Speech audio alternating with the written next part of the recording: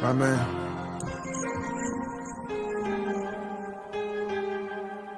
Doing the most.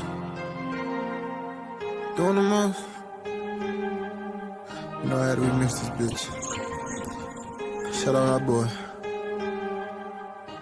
If I get caught up in a storm, pray the rain just keep me calm. All my life I deal with pain, see no evil cause on. Chop along just like a arm, no bitches we fucking on. Doing wrong without them knowing, I'm the GOAT if you ain't know it.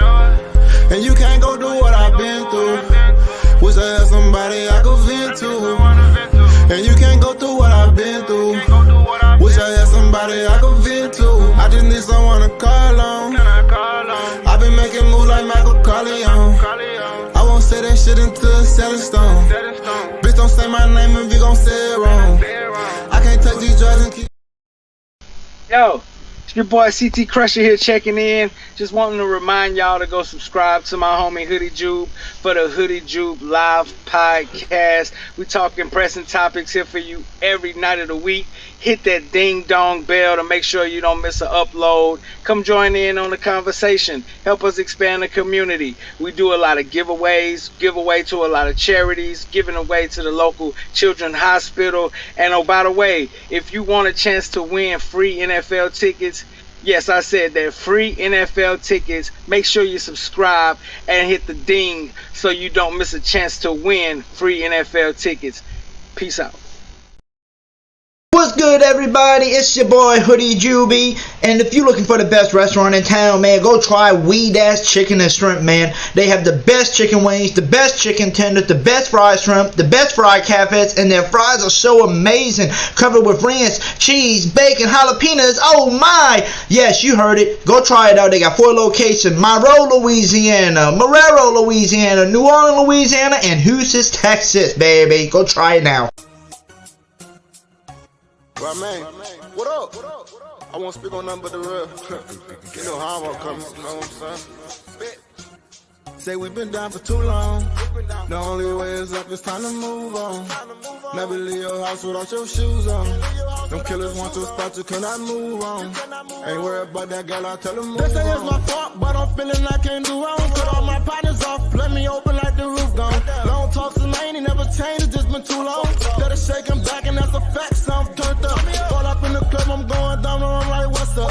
Throw me in that water, I won't go down, I'm too up. She want with a man, I knock that hoe down, I'm too up. Told all the friends, now she just want me to grow up. You can't see us, I Saints going to the Super Bowl, talking black and gold. Cameron Jordan on the field, about to take a QB soul. Ever Kamara break a tackle, so you know he bold. Mike Thomas catching everything, so you know he cold. He talking Power Man, dude, he talking Marcus May. We in the backfield, we gon' make them pay. Them boys hitting hard, they need an X-ray. Yeah. We talking black and gold. We talking black and gold. We talking black and gold. We talking black and gold. We talking black and gold. We talking black and gold. We talking black and gold. Straight to the Super Bowl. Your time is up. Our time is now. Say hoodie, you can't see us. Our time is now. Hoodie droop in the building. We shining now. We shining. You can't see us. Our time is now. You heard me? Your time is up. Our time is now. You can't see us. Our time is now. Say hoodie, hoodie droop in the building. We shining. Here he is, Hoodie Jube. What's good, YouTube? It's your boy Hoodie Jube, and we are back with another live podcast. And for those who don't know, y'all will know, there's no YouTube without your boy Hoodie Jube, y'all. I hope everybody's having a great Saturday over here. And guess what? It's about to be a very fun one here. We're going to have us a nice little round table talking about the Saints offseason, talking about the Saints draft, undrafted free agents. You know, we're going to talk about it all. So let's get this show started, man. And guess what? Let's introduce one of the first guests on the show. And we always call this guy the godfather of the Saints podcast. And this is one of the guys that I watched. He was basically one of my first ones that I watched right after Aaron from B&G Breakdown. And for some reason, every time I do a good introduction for him, he said he's always ready to get in the ring and starts boxing, which I know they're going to be watching later tonight anyway. So let's bring him on, man. He is the host of the Sports Coma. He is also the host of the Pro Media Network. He's got a podcast for the Pelicans too. He does it all, man. He does all Louisiana sports for you. So let's bring him on. Big Q.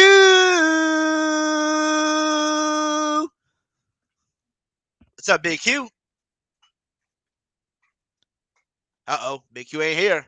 Oh, shit, it went silent. Oh, shit, I think he went and got his gloves, y'all. Hold on. Give him a second. I think he went and got his boxing gloves. He's ready to fight. Hold on now. I know I didn't do that good introduction for nothing.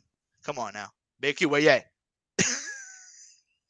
Okay, we'll come right back to Big Q. We'll give another great introduction. Well, hold on. Did I hear it? Big Q, you there? Can you hear me, bro? Yeah, I can hear you. I just gave you a really great All introduction, right. and I I don't don't know think what you heard happened, it. bro. It for whatever reason it dropped me out. But yeah, hey, bro, great introduction. I appreciate that, man. Much love to you, bro, and thank you for the opportunity to come on this is great illustrious panel, man, and talk about the Saints, bro. Much love, bro. Yes, sir. I appreciate you coming on. Like I said, we call you the godfather of the, of the Saints channels, and you've been doing it probably for the longest. So we appreciate you on here. Thank you, bro. Appreciate it.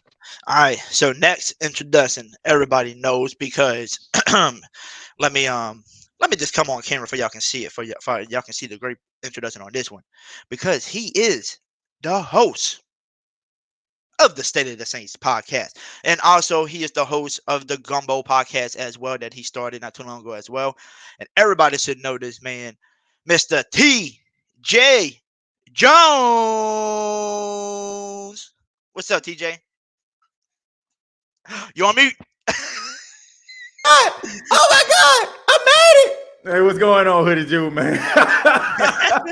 Hey, man, glad to be here, man. Appreciate it, man. Much love to you, and thank you for that introduction, man. It's a privilege, man, always to be on the show. Thank you. Yes, sir. And like we always tell everybody, it's a privilege to have you and a guy like Big Q, who's been doing this for a while. My guy. What up, Big Shout Q? out TJ, my brother. And also, happy birthday to your son, because I said that the other day on Twitter, but happy birthday to him again. Man, thank you, man. Appreciate that, man. Time flying. 4 years old now, man. It's crazy. Getting up there, TJ, bro. Shout out, bro. Yeah, man. Yes, sir. And let's bring on the next one. Everybody should know this guy as well. He started his channel not too far after I did.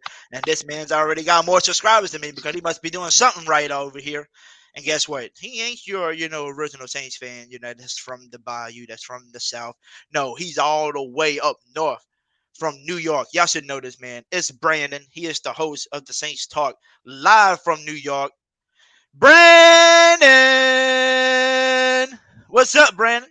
Damn, I can't get my Drew Brees jersey in here.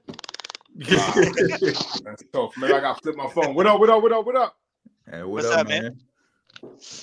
Tell them, bro, we here, bro. Let's get it in. Let's get it, man. And we got one last person. He just popped up in here. I was wondering if he was going to come or not, but he's here. He said he's here. So guess what? Let's get him. Everybody should know this guy as well. This is another great YouTuber as well, which is a cool thing to hear from a guy like this because he literally told me himself. He said, "Hey man, you motivated me to make a show," and I said, "Hold on now. If I motivated you to make a show, then Big Q and TJ, motivated me. So I mean, you got to go back to them and thank them for motivating me to start one." And everybody should know this guy because he gives you the juice of the day, or he'll be saying, "Come on in." Yeah, y'all should know that, but to come on in now. So welcome to the show, man. The host of the Keeping It Real Who Dat podcast, my man, Dove 17. Who that nation? How you doing? Come on in. What's up, fellas? Hoodie, thank you for having me. Godfather Q, what's up? What's up, brothers? How you doing? TJ, what's up, baby? What's up, man? What's happening, baby? What's up, man? All the way on the East Coast, New York City, where they don't sleep. Brandon, what's happening, baby? Hell yeah. Hey, we got to get you in the booth, man. Somebody get this guy in the booth, man. Let's do it. What's going on, fellas? I appreciate you having me, Hoodie. Hey, man, I look up to all y'all, man. All y'all motivators, man. I appreciate y'all, man. Man, appreciate it, man. Much love. So, everybody knows why we're here on this round table, man. We're here to discuss, some Saints talk. And one of the first things that I wanted to talk about was basically some of the free agent signings that happened right before the draft. And that was, bringing in Derek Carr, or if it was bringing in Jamal Williams, whoever the signing was. But I wanted to start with Big Q, man. Big Q, who was the Yes, sir. free agent signing that you was probably the most happiest, with seeing that it happened? It could be Derek Carr, Jamal Williams, whoever you are the most happy with, who would that be? Jamal Williams. I love the signing of Jamal Williams, man. We could talk a lot about Derek Carr and what he brings to the team, but the Jamal Williams signing was just a great signing for me, giving Elvin a guy to combo with, man, and what he does. 17 touchdowns the kid had last year, man. Listen, Jamal Williams does it all. And I just can't wait when Elvin comes through his legal situation and we get both of those guys in the backfield with Kendre Miller, man. Listen, I'm just loving what the Saints did with Jamal Williams. That was a huge signing, bro. Yes, sir. And Mr. TJ, same question to you. Who was your favorite signing so far from the free agency? I have to agree. I have to go with Jamal Williams. I think that Jamal Williams and Alvin Kamara can be a good 1-2 punch. I think the Saints want to get back to that 1-2 punch they had when Mark Ingram was, in his prime. And I think that Jamal Williams can provide that, and I'm looking forward to seeing what they can actually do together. Hopefully, Alvin Kamara's case won't affect that, and honestly, as closer we get to the season, the better chances Alvin is going to play. We haven't heard anything about a trial date or anything like that. And every time, it comes up, they push it back. Seemed like to me what they're trying to do is they trying to, smoke homeboy out. I don't know, make him exhaust his funds or something like that. It just seems like that's the way that it's going. But as long as he's not going to court, the NFL can't render a verdict on him, and he's going to continue to play. But if these two guys playing together, the sky's the limit for the Saints running game. Yes, sir. Absolutely. And Brandon, man, who was your favorite signing? Is it Jamal Williams as well, or is it somebody else? Jamal, man, I can't wait, man. Jamal is listen, bro. For everything that they, touched on, like obviously, on the field, he's gonna be such a problem, and having that three-headed monster as long as Kamara, once we have Kamara. Having that three-headed monster is something we haven't had, even when we had Mark Ingram, because when we had Mark Ingram in his prime with Kamara, we didn't even really have a third running back. So now we're going to have Kamara, Jamal, and Miller. You know what I'm saying? And besides the on-the-field stuff, off the field, I feel like he's a really dope personality to have in the locker room. I think he's going to gel, fit right in, fit in with guys like Cam Jordan, fit in with guys that are very vocal, very passionate. If you watch HBO Hard Knocks on the Lions, when he was in the Lions, like you could just see he plays with a lot of passion.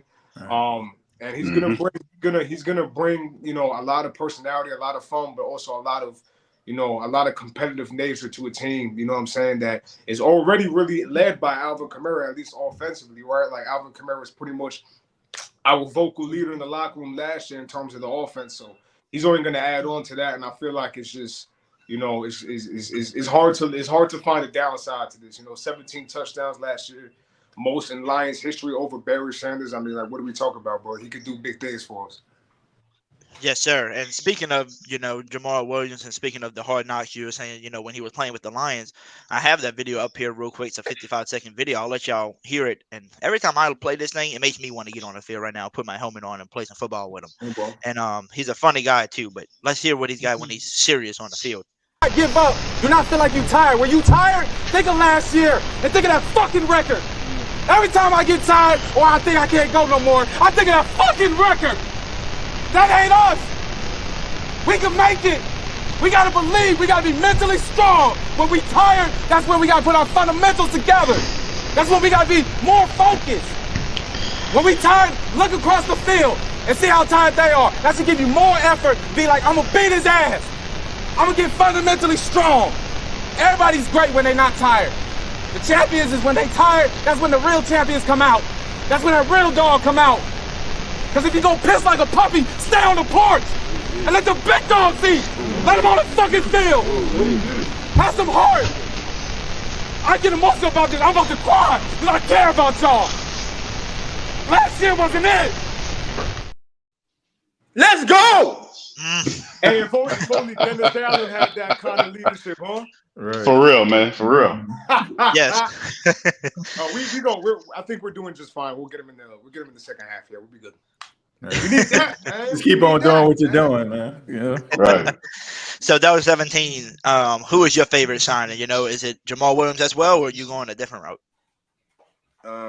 I love Jamal Williams signing is 1A for me, but the number one signing for me is stability at the most important position in the National Football League, where the Saints have been lacking since Drew Brees walked out the door.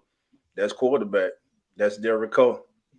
We now have a quarterback that can go to the line of scrimmage, can dissect the defense as far as changing the plays, getting out of bad play into a good play. And that's not coming from me. That came from Drew Brees' mouth.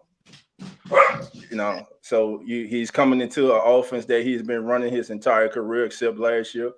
A lot of people want to hold last year against him, but Josh McDaniels' offense just didn't fit him. He didn't try to fit his offense around the talents of his quarterback.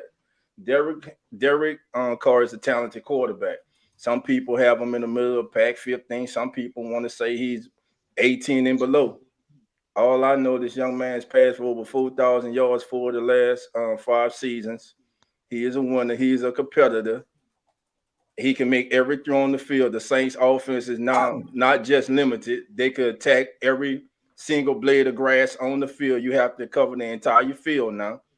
Hopefully we can get 12 games from Can't Guard Mike and at least 13 games from the starting offensive line this season. I think we'll be fine, but I'm gonna say Derek Carr. Gotcha. Yeah. I like that signing too. And a lot of people, because I've been watching it on different people's talk shows and all kind of stuff I've been seeing on Twitter. Everybody's like, look, okay, cool. I'll give Dennis Allen one more year here as a coach. But I don't know. I just can't stand Pete Carmichael, man. He's been here for 15 plus years. You're telling me he couldn't call no good plays last year? And I always try to remind people who was his quarterback that he had for all season long? Because Dennis Allen wanted to be really stupid and be like, I'm not starting Jameis over again. He had Andy freaking Dalton. You're going to be limited with an old Andy Dalton in the backfield. And now you're bringing in a guy like Derek Carr that can open up all spots of the fields for you. He can change the play at the line of scrimmage and all that. Now you can open up the playbook a lot more with a guy like Derek Carr. So that's why I tell people, hold back on the Pete Carmichael, trying to kill him and say, oh, well, I don't want him on the team anymore.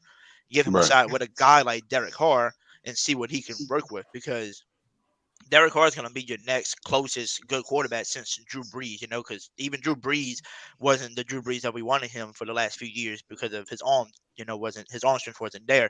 But now you're bringing in a guy like Carr that has the arm like that can actually read the defense, that can actually run a West Coast offense. And I think that's why Derek Carr would probably have to be my favorite signing, because, like Dog 17 said, it's at the favorite, the best position that you need somebody to really execute at that position if you really want to go far into the playoffs and get to that Super Bowl level. So I'm super excited to have a guy like him on the team, and knowing that we still somehow got Jameis to re-sign as well. So now you got Derek Carr. If he gets hurt for some reason, you got Jameis Winston, and then you got a Jake Haener as your third string quarterback.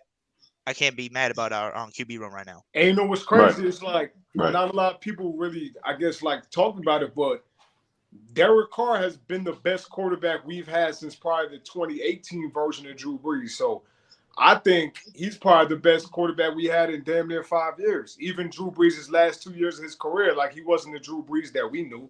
He was a much more watered down, Peyton Manning Super Bowl year type of player.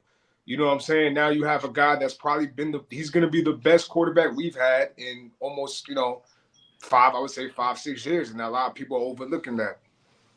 Let me add this on top of you guys' points. And shout out to Bob Rose. He covered this. So he covered this on the last stream. He talked about all of the change that Carr had to go through over there with the Raiders. And he talked about the 6 different coordinators that Carr had during his time with the Raiders. But his numbers, you look at his numbers was still very respectable during that time frame when you have to keep learning these different systems. So that speaks well to his intelligence and his ability to adapt to new environments. It's just the Saints offense, it's still showing Peyton style offense with Pete there, but I like the personality of Carr with Pete Carmichael. I like Pete's meekness with Carr's, I guess his alpha dog style. Not really a jerk with it, but more of a positive person when you watch the interviews and you listen to how he conducts himself on the field, how he promotes the team, how he, instructs guys. I think Carr and Carmichael will work well together in the same system. And just like Randolph was talking about attacking the field, the best attribute I think Carr brings outside of his leadership abilities is the fact that he can get down the field. He will bring and reintroduce explosives to the Saints offense. So that will have that is a big part, making the Saints offense a lot funner to watch on Sundays. I think that's a big part of it too. Yes, sir. And basically, since we just kind of covered about our favorite signing of the free agency, let's kind of move on to the before we get to the actual draft. People, let's talk about the undrafted free agent players. Is there anybody, Big Hugh, that you look at and be like, okay, one of these undrafted players I feel like can easily make this team? Oh man. And who will you be pulling for? Because I'm pulling for a guy like Nick Anderson, Tulane, Yes. Louisiana guy that's been here. He said he calls Louisiana home now. So I feel like he's going to bring a lot to the table for us, and I can see him easily making the roster. Bro, there's so many of them, man, that I really like, man. I've been studying film on them the last several days, man. I talked about a couple of them on the Patreon show I do. So it's really fun to watch exactly. And this is where the Saints really dominate the undrafted area. After the draft, they always find these guys, man. And I love this. Several of them. And I'm just gonna go through it. I won't talk. I'm gonna get really excited about some of these guys. But number one on the list of me, bro, is Shaq Davis. Absolutely. I mean, I love what Shaq brings to the game. The size, the speed, the potential, the catch radius. He's awesome. Who else I like? You mentioned Nick Anderson. That's another fantastic young player we bringing in the linebacker situation. I think we might need to get a veteran there later on, but I like what he brings there. So it's quite a few of them that I'm kind of keeping my eyes on to see where they lead. But yeah, it's really great. And then the running back, Sharadrick Thompson, that's there as well. I watched tape on him. Brutal running back, man. So the Saints, every time they get undrafted running backs, we got to pay attention to them undrafted running backs as well. So those are just a couple of the guys that I'm looking forward to, moving into the season. But yeah, we have some really talented undrafted guys, man. Real special. Yes, sir. And what about you, Mr. TJ? Any undrafted free agent that you like? To be honest with you, the main one that I like is Mark Evans out of Arkansas Pine Bluff. Look, man, you look at the Saints offensive line, they've been having issues for the last 3 years, guys staying healthy, guys being available. And Mark Evans, I was shocked, honestly, shocked that this guy didn't get drafted. The Saints made him the highest paid undrafted rookie that they had on the team. That speaks volumes of what they feel about him. And the Saints have been right. Abram Smith, it didn't work out for him when he was the highest paid, but look what he's doing in the XFL, so they were kind of right? So Mark Evans is a guy, he gives you size, he has the athletic ability, he's been mentored by former Saint Teron Armstead, who's also alumni of Arkansas Pine Bluff. And I just like the guy, man. I had opportunity to chop it up with him on a few times at the combine, and also just like behind the scenes. Dude is a good, solid dude. He's one of those individuals that, is easy to root for. And I think that he's going to end up making a team. If you look at this offensive line, they've been dealing with injuries throughout. So if he can go in there and, handle his business, then I can see him, being a part of the team. Now, I'm pretty sure he probably won't be a part of that 53, but if he was to get on the practice squad, who knows, the injury may occur. He gets activated to the main roster as the season goes on. So I'm going with Mark Evans. Gotcha. What about you, Brandon? Who would be an undrafted player that you like? Before I give you my pick, my dogs are going crazy in the background. So I'm trying to mute it, but it ain't really working too much. So that's it was because of Jamal Anderson, man. When he started talking about the dogs, he was like, yeah. The dogs just got their attention. I don't know what happened. Yeah, bro. Shaq Davis is hard not to get excited about a dude that's 6'5". You know what I'm saying? That plays the wide receiver position. Saints have been doing a great job. It seems like almost every season they find like an undrafted wide receiver that turns out to be good. Deontay Hardy or Harris, Rashid Shaheed. I mean, hello. And Shaq Davis, I mean, 6'5". I mean, and here's the thing that, you have your big three at wide receiver. You have Olave, Rashid, and hopefully Michael Thomas. And then A.T. Perry is like, you would imagine he'd be your fourth guy since we drafted him and he has potential. But outside of that, bro, it's like anyone can make the team. Traquan is on the way out. You got Kirk Merritt.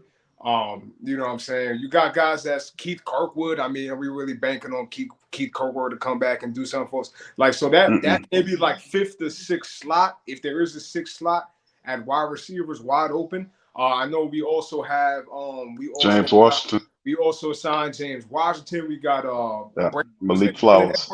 I always get him confused with what's his name? Edward. What's his name? Braylon what? Brian Edwards. Brian Edwards. Yeah, I always get confused with Braylon Edwards. We got Brian Edwards. So we got guys that can really make an impact. But I mean, when you talk about a guy that's 6'5", who could be like an AJ Green, a T Higgins, you know what I'm saying? Something like that. You never know where that can go. All you got to do is really, I mean, it's easier said than done, but just the route running and catching and stuff like that. But I mean, you talk about, you can't teach size. You know what I'm saying? Size is there. 6'5", he's athletic. I mean, if he ends up flashing in training camp, Twitter's gonna start talking, and Saints fans are gonna start talking, and everybody's gonna have that preseason baby, that everybody's holding on to, hoping that they make the team. So I'm pulling for him to make the team because I feel like if he does, he ends up being good, he can make an impact. Yes, sir. What about you, Dolph? Man, Q, y'all stole my thunder, man. Shaq and I was gonna say who's TJ said, the young man from Arkansas, Palm Bluff, Mark Evans. But also, man, how can I go against Nick the Quick, man? Nick Anderson, man. I think Nick Anderson has an opportunity to make this team as a rotational player and special teams player. The only reason this kid wasn't drafted, in my opinion, was because of his size. Look at his time at Tulane. The kid was very productive, sideline to sideline. He rushing the passer. Like we even had the kid on the show, man. And listen, he's got a chip on his shoulder. He's ready to go prove everybody wrong who passed up on him. So I'm going with Nick the Quick, Nick Anderson. Yes, sir. And that's who I would have said too, with Nick Anderson. But they got some other players that I like too. One of the other ones I really like is Malik Flowers. Special team return guy and receiver. And the reason why I like this one was because I feel like if he actually does make the 53-man roster, and you see that he does make it, it's probably because he will be your new kick return / punt returner. Because I want to see Rashid Shaheed take over receiver number 3, because he showed you last year what he can do on the field when you give him some play time. So if he can focus this on receiver and let him do special teams, I think we'll be pretty sad. It's going to be hard to beat this New Orleans Saints, because you're going to have two speedsters in Chris Olave, Rashid Shaheed. They both really fast. They both can run routes. You have a healthy Michael Thomas back. You brought in some more big body receivers, like Brian Edwards, maybe Zach Davis, like you said, makes the team. You have big body people. And then you got two great, I'm not going to say the greatest, but you have two great tight ends now that can actually run routes and actually have good hands. So when you throw it to them, you can catch it. And I told somebody on the show before, on like one of my, I think it was like 2 shows ago, I told everybody, I said, I'm so happy with the Foster Moreau signing, to where, you don't have an Adam Trotman. You got a Foster Moreau literally sitting behind the Jawan Johnson, and they both going to be going at it. And I told everybody, I said, y'all need to mark it in your books, put in y'all notes that Hoodie Juve said this. I can literally see us in the red zone. Let's say it's, first down and 5 or second and 5, whatever it is, 5 yards away from the end zone. You got your offensive line lined up. You got Derek Carr in the backfield, right behind the center, making it look like it's about to be a handoff. And you got Jamal Williams in the backfield. Jamal Williams is known for his 17 rushing touchdowns in the red zone last year, killing it and just getting it in there. Well, here you go. You got Jawan Johnson on your left side of the line, and you got Foster Moreau on the right side. You got 2 tight end sets. So they're like, oh, yeah, it's probably going to be a run. They did a block. But then you got Michael Thomas as well, and you got a guy like maybe Zach Davis, 2 big guys on the outside. Everybody's thinking like this is about to be a run play, 2 big guys, physical. But there's one thing that I like about every single one of them players. They all red zone threats. Michael Thomas, you can throw it up to. Shaq Davidson, you can throw it to because he's 6'5". You can throw to Jawan. He killed everybody in the red zone last year. Foster Moreau's the same type of player. And then people forget that Jamal Williams can receive out the backfield too. So you can run so many different things in that red zone package, and I can see them running a 2 tight end package that game with some big receivers and Jamal Williams to make people think, hey, we're about to run a play action, and there's a touchdown easily because you can throw it up to any of them. So, Hoodie, don't forget Taysom in the mix, man. The Taysom Hill is in the mix as well, bro. So there's so many people. There's so much talent. Like, there's gonna be no excuses on, oh well, we lost because we didn't have this guy today. Well, there's a lot of people on this team that we can't even mention. Like, we can be like, oh yeah, Jamal Williams, man. I can see the new kid Miller balling out. Well, goddamn, you didn't even say Kamara Allen. I'm gonna say, well, shit, yeah. Right, bro. This is, but you know what though, Hoodie? This could be something special if it works out correctly.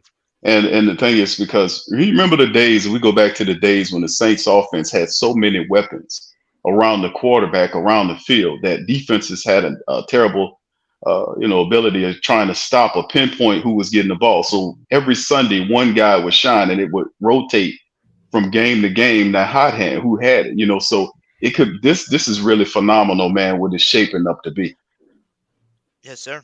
I mean, like I try to tell people, it's gonna be hard to stop this New Orleans Saints offense. And the only other thing too, I don't know about y'all. I don't know how everybody feels about Derek Carr being our quarterback. I'll be watching people on Twitter and all that. Oh man, we're going 7-10 with this team, man. We got Derek Carr at the quarterback, and I'm like, he's always been a good quarterback. He never had a top 20 defense. It's always been like 25 and below. Their defense always been crap. That's why he's the number one quarterback right now. Like currently, the best winning, comeback quarterback, because he has to try to come back and win because his defense is so trash. Now you're giving this man a top 10, maybe a top 5 defense, and you're gonna give them all this weapons. Like, this team shouldn't have no, trouble this year. And they had a few games when I went over the score for this, and that, okay, Lions, pretty good team. I think that could be a good team to beat us. But then I also look back at Jamal Williams. Like, dude, this is going to be his revenge tour against the Lions. Like, bro, like, y'all didn't want to sign me, but y'all go sign David Montgomery for a big contract. So I think Williams is going to have 2-3 touchdowns that game against the Lions. I feel like he's going to go off. And it's in the dome, too. So I'm saying there's not that many teams when you go look at the schedule and say, I'm scared of that team. Because you look at the roster, once one person goes down, we got so much depth player. And I think the Saints, if you go look at everybody else's roster, I think the Saints are probably the best depth roster right now. I think we got the most depth compared to everybody else, because not everybody's got 2 good quarterbacks like that ready to play for you that can be starters. Not everybody's got 3 great running backs in the room ready to run you over. Not everybody's got great receivers and different players that can do it all. That can do special teams. That can do receiver as well, tight end. Wherever you need them, we got everybody there. And just like I said, the DB room. I don't know what it was about this offseason, but they said let's go get Lonnie Johnson. Let's go get Jonathan Abram. Let's go get all these safety players. Let's go get Jordan Howdine in the draft. So it seems like we got a great DB room. And matter of fact, we're getting Smoke Monday back. I'm ready to see him make the team. I know everybody loves Smoke Monday. So, well, here's the thing. Oh, go ahead, brother. Who was trying to go? Oh, no, he can go ahead. Who was that? Was that Big Q? Or Oh, no, it wasn't him. Who, me? No, go ahead, Brian. Yeah, Okay. I thought somebody else was talking. I was like, all right, let him go. Well, here's the thing about this Saints team, and I don't want to get too much into like the whole coaching thing and whatnot. But like touching on what you said, basically, it's like you look at this offense.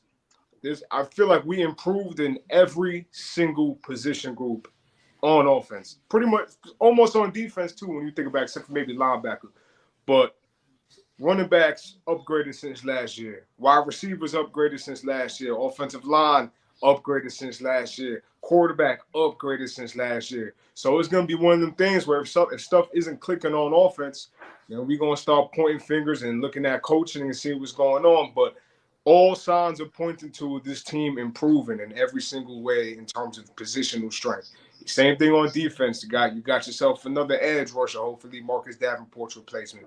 You got your D tackle now. You added. I think our D tackle should be better than the D tackles last year, even without drafting Brissy. Like you got Saunders and you got Homby from the Jets. So You know what I mean? Because Anyamata and Shot Total really wasn't doing much for us. So it's like we improved everywhere. So the excuses that we had last year, I know we had injuries and we had maybe the quarterback situation wasn't there. Now all the excuses out the window. This team should be good. Yes, sir. And let's get on to the next thing, which is the actual drafted players in 2023. And Big Q, I'm gonna ask you this question, and then we'll go all around again. Basically, Yes, sir. from this 2023 draft, who do you see making the most impact this season in 2023? And then give me your second drafted player that you think that will go far in the NFL, that's going to play maybe 10 plus years in the league. Like, who do you see making the most impact this season, but who do you see maybe making it the longest here? Man, that's a good one, bro. Well, I mean, the area that we need the most impact, obviously, was the first round pick they took with Brian Breesy, and we you know, and I don't expect him to start right away, but you know, like the great Deuce McAllister mentioned, he just wants the guys that we have to contribute, you know, in the rotation. So you know, Brandon mentions he talked about the Nate Shepard and Saunders and those guys. Yeah, the interior defensive line was just awful last year, bro. You know, that was just a really bad look for the Saints last year. They totally gutted that. David Onyemata doesn't look well unless he has a guy like Malcolm Brown next to him to kind of draw that double team to help him out right there, because they just got smushed out of that last year. Yeah. But Sanders and Shepard and Breesy comes here, man. I expect a big improvement from the interior. I don't know if he starts right now. That's kind of premature for me to make that call right now. I still say he operates in the rotation with the rest of those guys. I still think we need another veteran interior defensive lineman, by the way. But I think he'll be one of the guys that we really need to see have an improvement for the Saints interior defensive line. The second guy, to me, depending on, this is a big if, depending on, and I hope TJ is right on that, man. I'm really putting a lot of spiritual energy behind what he said about perhaps that is prolonged. The Elvin Kamara situation is prolonged. And it's a slim possibility that Elvin Kamara could very well beat that case. I know it's very slim in the light, but if that prolongs and things happen well for him, that'll be cool. But if not, Kendre Miller, you know, this guy here he had 16 rushing touchdowns last year out of TCU. He's a guy that does it all, inside, outside. You know, I was breaking down tape on Patreon, man. This dude, he's 6'1", 220 pounds, getting small, like dipping underneath guys, grabbing at him. The bubble of awareness around him to feel where players at, and it's just amazing what he's able to do. So, and in his mentality coming in, I know he was saying little things about Elvin Kamara, saying he coming in right away, you know, and all this kind of stuff, which is just fun talk. But at the end of the day, he could be a major factor depending on what happens with the Elvin Kamara situation. So I think those two guys could be something. And then to throw in is Foskey, man. We've been talking about Foskey for forever. Mock drafting Foskey. I was talking about which player reminded me throughout the draft process of Cam Jordan, because we need to stop drafting guys that don't work for us. We picked Peyton Turner because of Davenport. We picking guys that don't work for us. So we switched that philosophy, started picking guys that actually worth the damn, like a Cam Jordan, who looks like the Cam most of us, and me and several other family members like, man, Isaiah Foskey. And the Saints got the man. So we're looking forward to see what he does, too, on the opposite end of that position and see where that comes out. But that's some of my guys right there, Hoodie. Thank you. Yes, sir. What about you, Mr. TJ? My first choice is Nick Saldiveri out of Old Dominion. You know, I mean, look, I'm going back to the offensive line. The issues that the Saints had offensively had a lot to do with the offensive line. The offensive line not being a cohesive unit, the offensive line not being available. And look, I know they restructured Andrews Pete's deal in order for him to like test free agency next year. But look, I mean, as sure as the sky is blue and the grass is green, Andrews Pete gonna get hurt and he gonna miss 4 or 5 games for you. I mean, that's just what it is. And if you watch Nick Saldiveri, I seen him at the Senior Bowl. I seen this dude like his tape. There's nothing about him like that just resembles a late round pick. And I think he gonna play sooner rather than later. And I just think that once he plays, that's just gonna be it. I think that he's probably gonna contribute more you know, I won't say contribute more, but I think that he's going to play a huge role on that offensive line when it's all said and done. I mean, asking Andrews Pete to do something he has not done in, I don't know, about 7-8 years or something like that, like, that's just wishful thinking. So I got to go with Nick Saldiveri.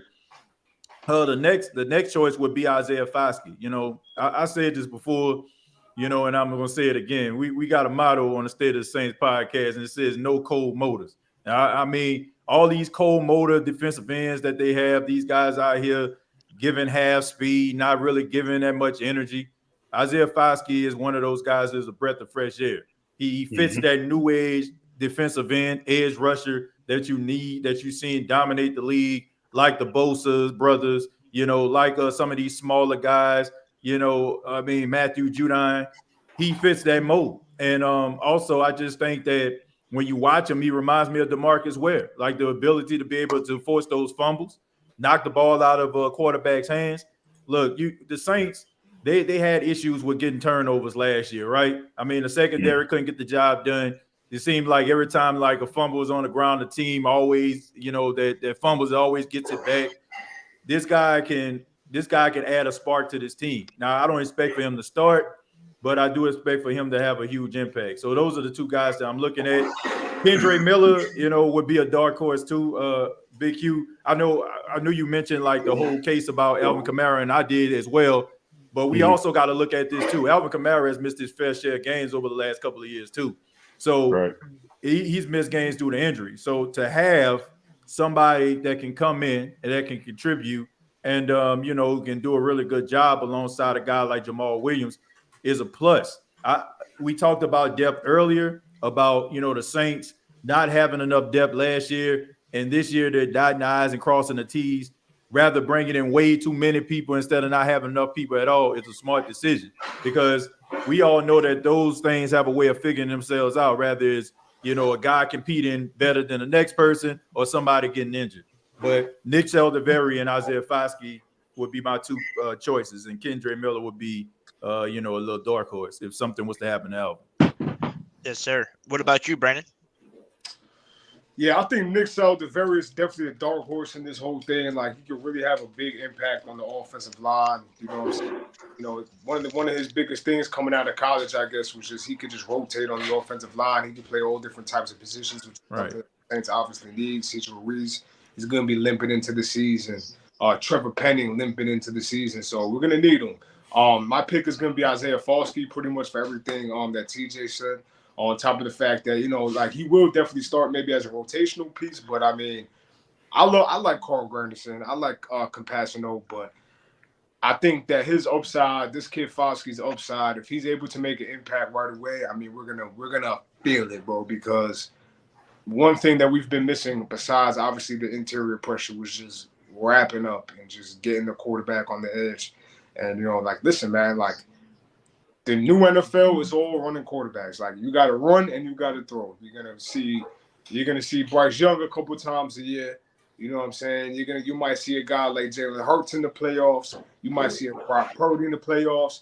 Everybody runs. Right. So you have to have a guy that can seal that edge at all times. And, you know, hopefully Isaiah Foskey's that guy that can keep the quarterback in the pocket, create those turnovers like TJ said. And, you know, that's something that we're gonna see an impact, you know, right away.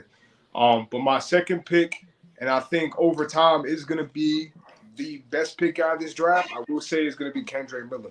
And I know you guys touched on the whole Alvin Kamara situation in terms of this year, but I did make a video on my YouTube page highlighting, touching on it. Like, listen, we got to also face the facts when it comes to Kamara, his age, the wear and tear that we put on his body, especially last year, running him into the ground, up the middle through the tackles. He ain't getting younger. He's not getting younger. His contract is he's gonna be worth more and more money as the years go on. Ain't know how Mickey Loomis be, you know, chopping it up. You know, he might try to restructure some things and stuff like that.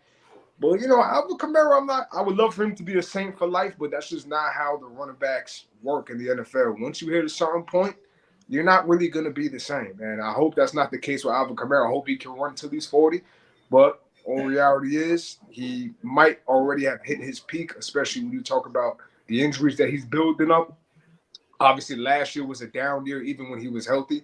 The fumbles, Like I mean, a lot of that was obviously usage, so I'm not gonna blame him 100%. But you know, he might be on the way out, is what I'm saying. At some point within the next 2 to 3 years. Jamal Williams is on a 2-year deal. I mean, he'll be good hopefully for 2 years, and then after that, what do you do? Now you have a guy, Kendrick Miller, who you can pretty much guarantee is going to be on the team for 3 or 4 years. And it's like he can come in if he's everything that everybody's expected him to be. He's going to come in and have an impact right away.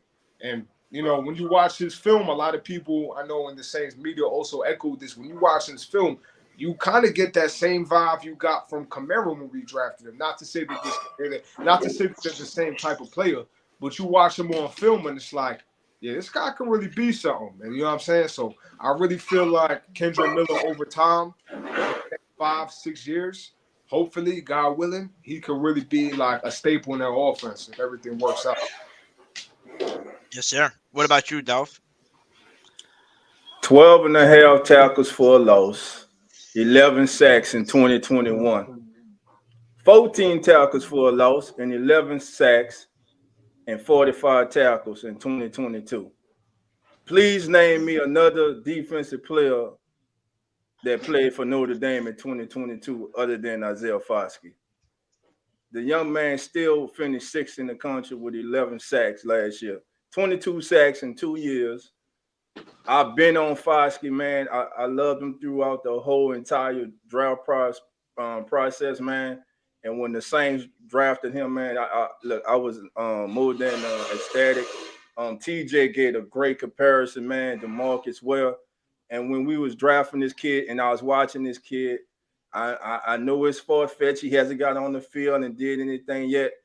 But I was saying, man, we may have gotten our own Michael Parsons. That's how much I feel about this kid. I think this kid has an opportunity to be special. And so I love that pick. Then, like TJ said also, man, in the offensive line, listen, I might be in the minority. I like Andrews Pete, but Pete stays hurt too much. I understand that. I'm not naive. But I just knew that what came in behind Pete, what you call them, Q, the turnstile, you know what I'm talking about. Calvin Throckmorton. Yes, the turnstile. You know, I just I don't, for the world of me, I don't know what to see and love about his game, man. And another, I'm gonna tell you who's on the bubble. Who's on the bubble? Landon Young. Landon Young is on the bubble. Landon Young has had opportunity after opportunity, and the opportunity he has had, he has failed. I'm sorry, he has failed. He has not looked good. He has not taken advantage of the opportunities he had. And let me just say this: the highest paid man on the offensive line, ever since we gave him that money, ever since this man got paid. I understand injuries happen, but sir, you were a all-pro. You were one of the best in the entire National Football League. And since you have gotten paid, you have looked like a shell of yourself. We need Ryan Ramczyk back to being all-pro, all decade. We need Ryan Ramczyk back. My boy mean that so much he left the screen. God Something left the screen. God I knocked on the camera down, man. Yeah, I'm just saying, man. Listen, we need Ramczyk back this year, man. We need him back, and the continued development of the kid that was hated so much by the whole fan base. Y'all was talking about trade him, get rid of him, and he was the best offensive lineman the entire season until he got hurt at the end. And yeah, you can call him Caesar Taco. Y'all better start putting some respect on his name, Cesar Luis. Coaching matters, because when the coaching changed last year, a light bulb came on for this kid. And guess what? Guess who was back in the house? Jory Evans back in the house permanently now. Last year, preseason, he gave a lot of respect to Jory Evans. He said he was a sponge, the tips that Jory was giving him. And the kid, what did he do? The kid go out and he has the best season of his career when everybody was trying to run this kid out of town, not understanding the kid played center his entire career. Came in during the COVID era, never really had a full all-season OTAs. mini camp, but he had that last year, and then look what happened during the season. So that's all I got to see, man. Because I knocked my camera over again talking about Rams. I tell you what, though, man, like, Amen. because like I know I spoke about it before, which is like looking at the offense and like how everything's improving, but you know we do have to admit like the offensive line might just be the biggest question mark, not only in the offense but maybe the team. Every single person that you just named, you know, individually has something that we're kind of the only person that's really the constant is Eric McCoy. You know what I mean? Ramchick, like you mentioned, the injuries. What is he going to be? Can Cesar Ruiz coming off his injuries? He going to be able to continue? Trevor Penning, what is he going to look like? He didn't get a lot of playing time last year. He's still young. He's coming off the same injury Cesar Ruiz had, and he had an injury before he even stepped onto the field. You know, like obviously Andrews Pete goes without saying. So it's like, you know, every offensive lineman has a question mark next to their name this upcoming season. So it's going to be interesting to see what happens. But, you know, if all falls well, then, you know, it would obviously do wonders for the offense. But I don't know if it's going to be like that. You can only hope. Even Eric McCoy struggled last year. Eric McCoy had bad. Eric McCoy got hurt last year. Eric McCoy wasn't the best offensive lineman last year. Again, my player of the year for the New Orleans Saints was Cesar Ruiz. That's not saying much, though, man. Yeah, I know. Hey, look, TJ, if you listen, now I'm only going by what I saw, and I'm going on Brian Baldinger too. Who are we comparing them to, though? I mean, everybody on the offensive line was trash. I mean, yeah, the whole unit was, you know. No, but I got you though. He wasn't trash. He might have had McCoy was. I mean, McCoy had a hiccup in now and then, but he wasn't trash. Yeah, I don't think Caesar was trash. Hell, I don't even think Pete was trash. You know what I'm saying? The thing is, it was just injuries, man, and just inconsistency. But man, the last 3 years, this team has been hit so hard with injuries. The one thing that I believe the Saints pushing it down the road with their cap has hurt them with is their depth. At one time, the Saints went 3 deep at every position a few years ago. But them being behind the cap and having to cut salary here and there has cost them. Now what you're starting to see is I got to give Dennis Allen his props. I'm sitting here watching what this man's doing. He's rebuilding. He's bringing more groceries into the pantry right now. He's restocking. I see what he's doing. Listen, we all hope. Now, there are people out there, and I said it last night, I'm going to say it again. There are people in Who Dat Nation who want the Saints to fail just to get rid of Dennis Allen. And with all due respect, y'all are naive. And I want to say something else, but I ain't going to say it. Why in the world would you want your team to fail? We went through a 7-10 season last year, which was we lost to Pittsburgh with Cody Pickett.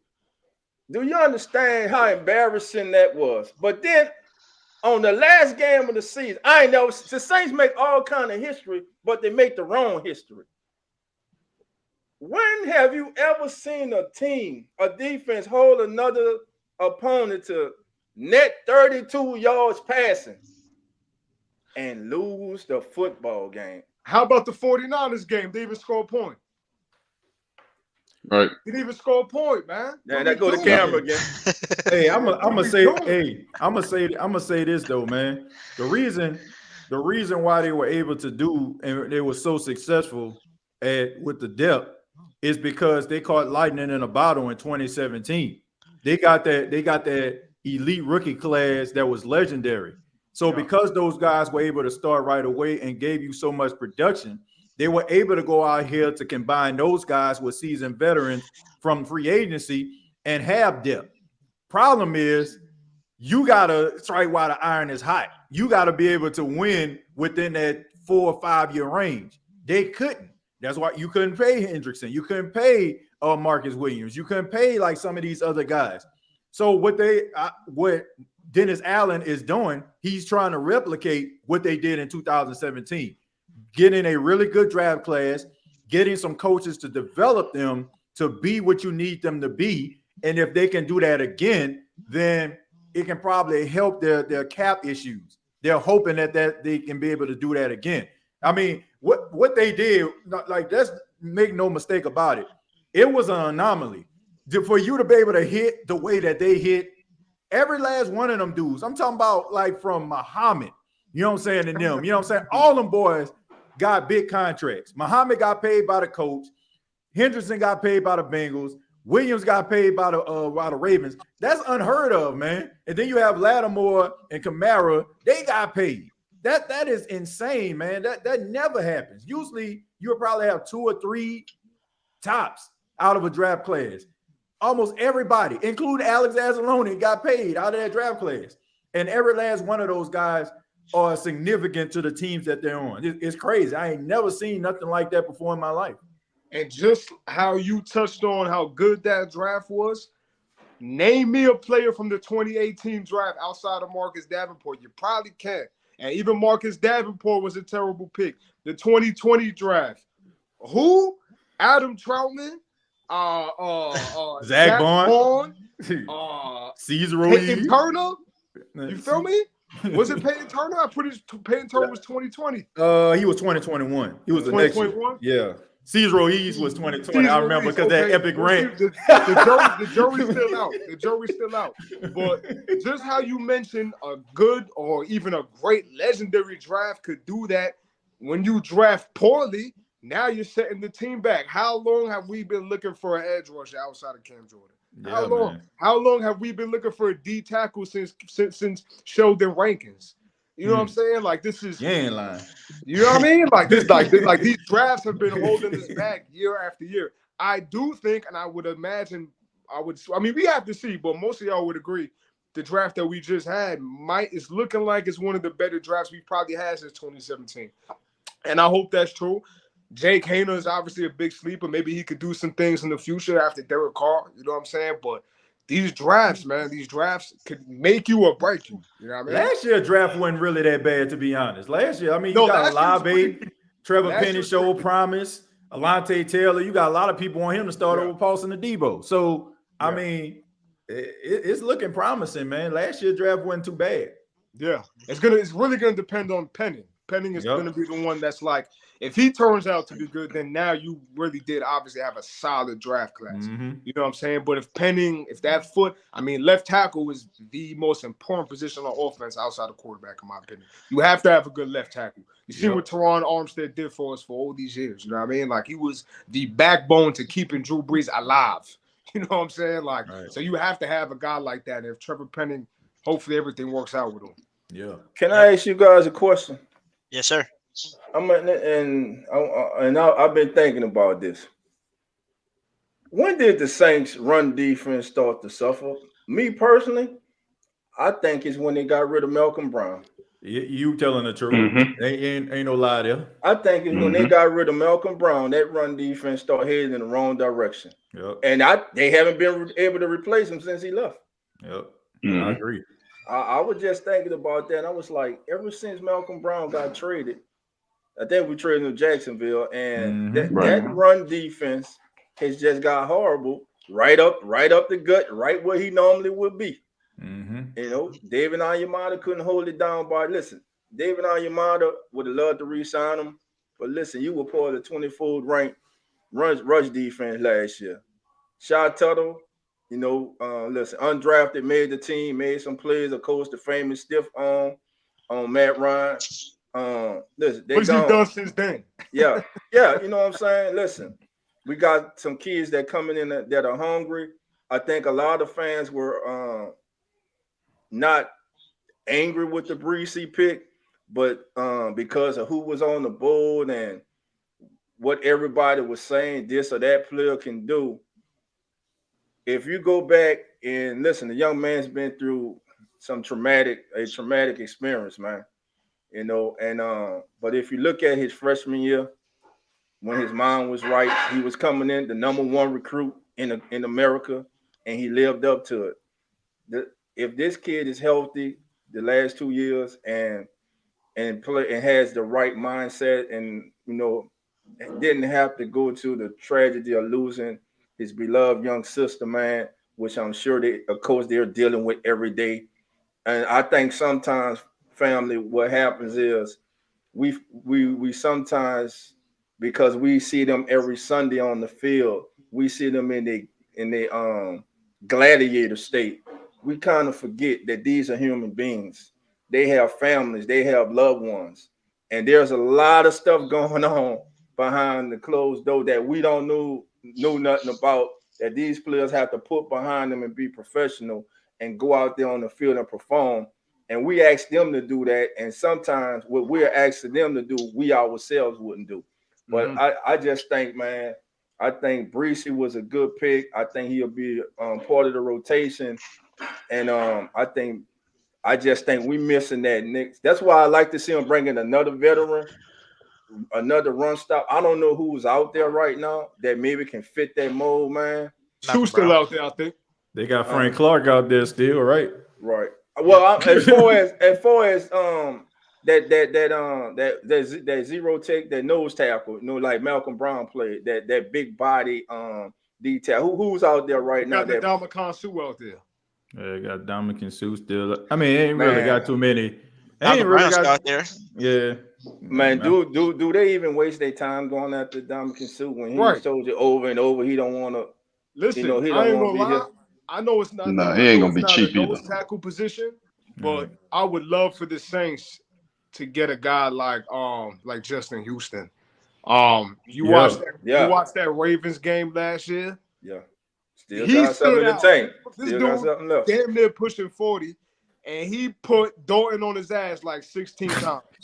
You feel me? Coming off that edge, and we gotta be rational. It doesn't hurt to get an extra guy on that line, on that edge that can come around. Yeah, he doesn't fit the scheme. That was a big thing, right? When we didn't pick Nolan Smith, when Nolan Smith dropped, well, he doesn't fit that scheme. I understand that. But at some point, if you can get a guy that's just fast coming off that edge, because that's what Peyton Turner was supposed to be, and we don't have it. So you need a guy that's speedy off that edge, a Micah Parsons-esque. And I ain't comparing Justin Houston to Micah Parsons by any means. He's much older, but he's shown that he can still do some things. If you bring him in as a rotational piece, why not? Anyone on that defense will help. Yeah, I mean, I'm looking at these names real quick, man. I just want to call some of them out. They got Shelby Harris, Michael Brockers, Chris Wormley. They all mentioned Dominican Sue, Linval Joseph, Justin Ellis, Carl Davis, Maurice Hurst, Vincent Taylor, Michael Pino. Then you got Corey Peters, got former St. Tyler Davidson, he out there, Jaleel Johnson, Albert Huggins, a former Saint out there, Chris Williams, and Levi Bell. Those are the defensive tackles that they have available that are veterans. Shelby Harris won't be bad. I was going to say Shelby Harris is probably the best option. I didn't mind Albert Huggins. I think he did some things. He flashed a few times. I mean, he pretty decent as far as like the rotation, but also something that I'm pretty sure y'all probably brought up on y'all podcast as well. What about having Peyton Turner on the inside? Like, he played inside as well as outside at Houston, and if he ain't giving you, like, let's just be real. You're a healthy scratch last season. You're a first round pick. So I think we all can agree that the dude ain't got no real good favor when it comes to the team. Like, you got to earn it, right? I mean, so why not test him out on the inside? You know, I mean, he's probably like 280, 290 anyway. And who knows, that might be something that, you know, might help him down the line. Who's to say? 100% agree. 100% agree. Yeah. Yeah, I could be nice. Keeping him on special teams, trying to block kicks for 4 quarters. Right. He's hell when he's well. He like Ross. Shout out to Ross Jackson too, man. Like last night, Ross brought out, man. When he's played, he's flashed. But the thing is, he can't stay on the field. He can't get on the field. Even a play he got hurt, he made a play. Yeah, made a play and then he got hurt. I'm like, man, made a play and got hurt. God, no. I'm like, man, what? It's just like, you know, he's hell when he's well, man. You know, like, but that's why I think a lot of us are not ready to totally call him a bust. But like what TJ was saying, like all us touched on it. When you are a number 1 draft pick and on a game day, you are a healthy scratch. Nobody has reported you being injured the entire week. That's You're bad. not on the injury report, and you have street clothes on the And day this is the of the weakest. game. This is the weakest part of the whole team is Thank you. defensive end. And Yeah. Passanio was hurt. Passanio was hurt. Yeah. There was something major going on behind the scene. I think the coaching staff were trying to send him a message. Look, get your head out. Excuse me, still down many cuts on your podcast. Get your head out. You know what? Beep. Get ready for another beep, or we gonna cut your beep. There you go. You know, I listen. I don't know, TJ. I don't know. Maybe he had the emergency at home. I don't know, man. Look, that ain't it. All I know is that healthy ain't scratch, bro. That ain't it. You a #1 draft pick. First of all, he should take that personal. You got to take that personal and that's embarrassing. Like, dude, how you a #1 draft pick and you are a healthy scratch, brother? Randolph, I think, that's something Peyton Turner is he hears that. I guarantee you he hears that. That and the pressure of the first round pick. But you know what, bro? Thoughts become things. We had the same thing when we drafted Peyton Turner because he reminded us of Davenport. Now that we got him doing what Davenport doing, why are we so surprised about it? Were we, comparing him to Davenport? Oh, he reminds us of Davenport. Is he not doing what Davenport did? Even last year, I got to even say it to a degree, Davenport was playing, he played, but he really wasn't doing that. Half a sack the whole damn year. But, Peyton Turner, this is a year, and Peyton Turner, he definitely have to show up. This is his third year, bro. He carrying the first round draft pick. Pressure is on him, bro. But to your point, fellas, the pressure's on, bro. Pressure's definitely on. So, but another point to the thing is like the X factor behind the defensive tackle position, just to throw this out here, depends on what the Saints do with Tanu Passanio. You always talk about that. Passanio's getting up in age, man. He's 6'7", 300+ pounds. He don't need to be playing the end position like that. They need to find somebody else to do that. You got 3 guys outside of Cam that are way better pass rushers currently than a Tanu Passanio. Maybe they need to focus him being more interior than exterior. I mean, that maybe be something that they're looking to do in this upcoming year because I would like to see more Tanu Passanio inside than outside. But yeah, the pressure's on Peyton Turner. And I was talking to Mike Tjay. Shouts out to Mike Tjay. He made a good point. He was talking about Brian Bresee. He said, don't be surprised if the Saints test him on the outside too. He said because of his size, he's 6'3". He said it's kind of hard for like interior linemen to get low as they can, in order for them to get that pursuit. He said, don't be surprised if you see him on the outside. And if you see him on the outside, and trust and believe, like he gonna get home. Like I don't know if a lot of you watched the tape. I'm pretty sure you probably did. But a lot of times what Clemson did was they put him on the outside. Yeah, him outside. Yeah. He was stopping the run. He was getting pressure on the quarterback. He was He was generating hurries. So I think the Saints. I like the Saints in this regard. They're getting versatile defensive linemen because they understand like they've been having issues on the line over the last couple of years, keeping guys healthy. And the more you can get guys to be do a multifaceted things, there's a better chance that you can still have a valuable defense no matter who goes down. Yeah. One thing about Bresee that I guess you could say concerns because the injuries. I mean, listen, you can give me 100 players that went to the NFL off injuries and didn't do good. I can give you 100 players that came off injuries and were fine. Right. So the injuries really don't concern me. Right. I don't even know if this is even a concern, but just the fact that he did play on the same line as Myles Murphy, I would imagine helped this case a little bit. I know he plays obviously a slightly different position, but we might be asking a lot out of Bresee this year, you know what I'm saying, to be that guy, to come in at the next level of competition. It's not college football, like the next leg up, and you might be the guy on the line that we would need you to have the most impact. So I hope that he's able to do some things. And I'll tell you what, like you talk about the defensive line, say what you want about an edge, you know what I'm saying, about the depth, but man, I love me some Carl Granderson, man. Man, you ain't lying. Thank you. I'm telling you, like when I feel like it's so funny because he wasn't a starter, but it's like when he was on the field, he was doing things like I don't think he's really like an every down guy, But as a rotational piece, he's really good, bro, because he almost comes onto the field juice, man. I think he had what, six, 7 sacks last year, something Yeah, like that. 5.5. Yeah, yeah, he's Yeah, good. like that's a pretty good number for a rotational piece, and you Right. know if him and Foskey can have a little rapport there, like that could be something good. Yep. Yeah, that would be nice. So I wanted to cover the last basically topic, and that is basically the schedule. This is what I've been telling everybody. I think for the way we rebuild this roster, making every piece on offense better, defense we looking better. Like we said, we could still probably add a few more pieces if we needed to, like a Frank Clark or somebody if we needed to add somebody.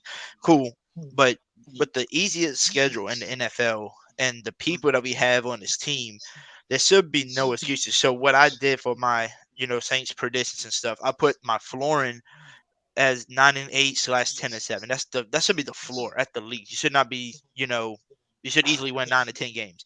I had my ceiling around 14-3 as the big ceiling. If everybody's not getting hurt, everybody's doing great. Boom, we'll make it. But as my actual score prediction, I had us at 12-5 and I think 13-4. That was my prediction off of the teams of the schedule. So I would like to ask everybody, and I'm gonna go in a row, Big Q.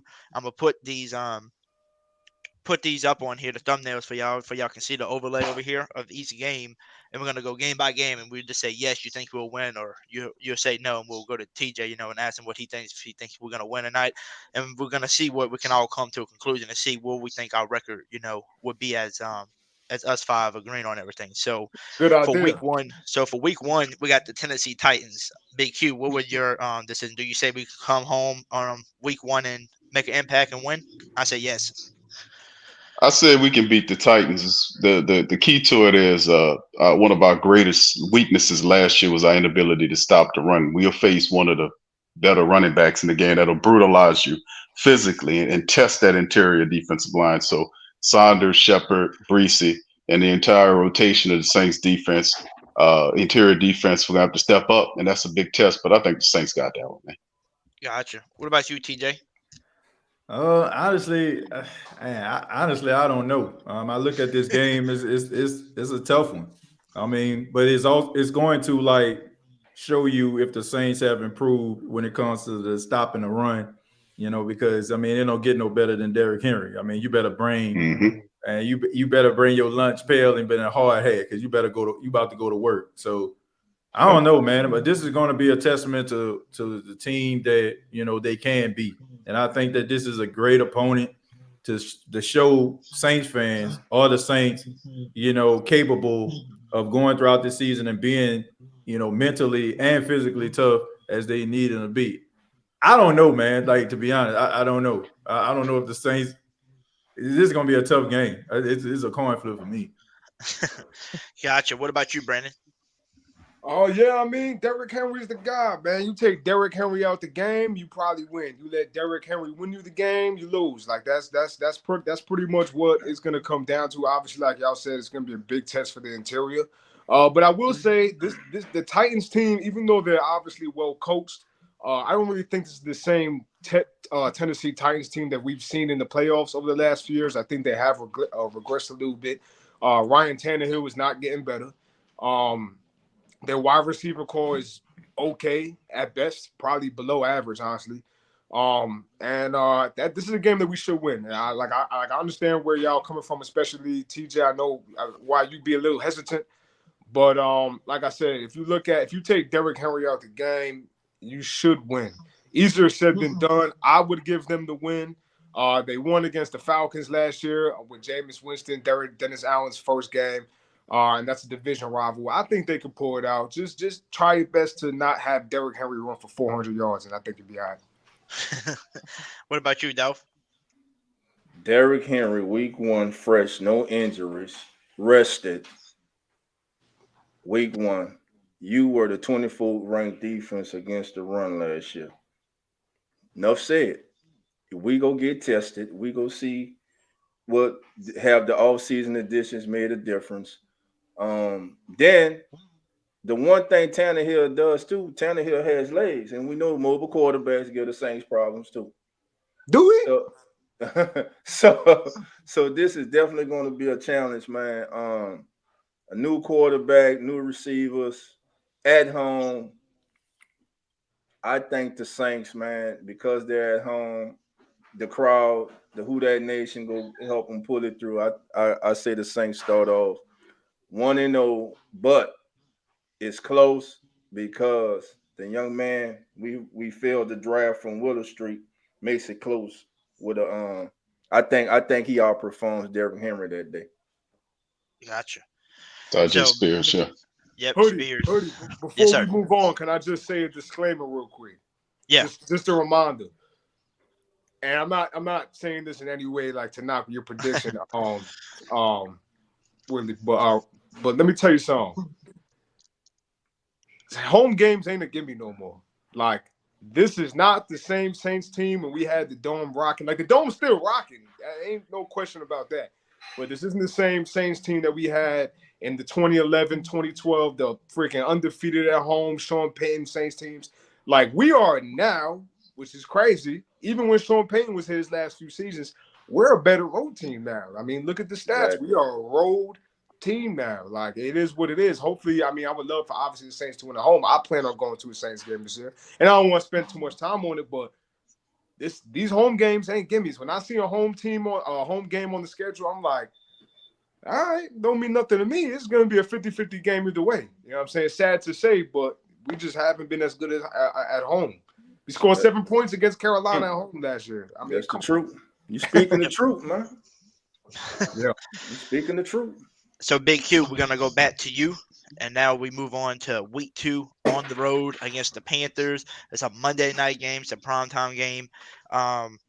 So what are you thinking? Do y'all think the Saints going to be playing against the, first overall pick Bryce Young, or are they going to have Andy Dalton starting still by week 2? That's the question. Because so far they said they named Andy Dalton the starter. So far, and he's going to be taking all first-team reps while Bryce Young's taking second-team reps. So, Big Q, will be your prediction for this game? That's a game we always seem to go up to Carolina, man, and we don't play them as tough as I would like us to play them in Carolina. Remember, they swept us last year, and I'm still pissed off about that. The fact that we lost to Carolina last year in the first game when we played them, we lost to Carolina, and Matt Rule was the coach, and he doesn't beat anybody. So I mean, but anyway, this game right here, man. Listen, with all the moves, $150 million quarterback, all of the changes the Saints have done to the offense, the defense, everything, man. I don't expect them to fire off the cylinders and be right, but I expect to a degree the Saints to be relying on getting the running game together.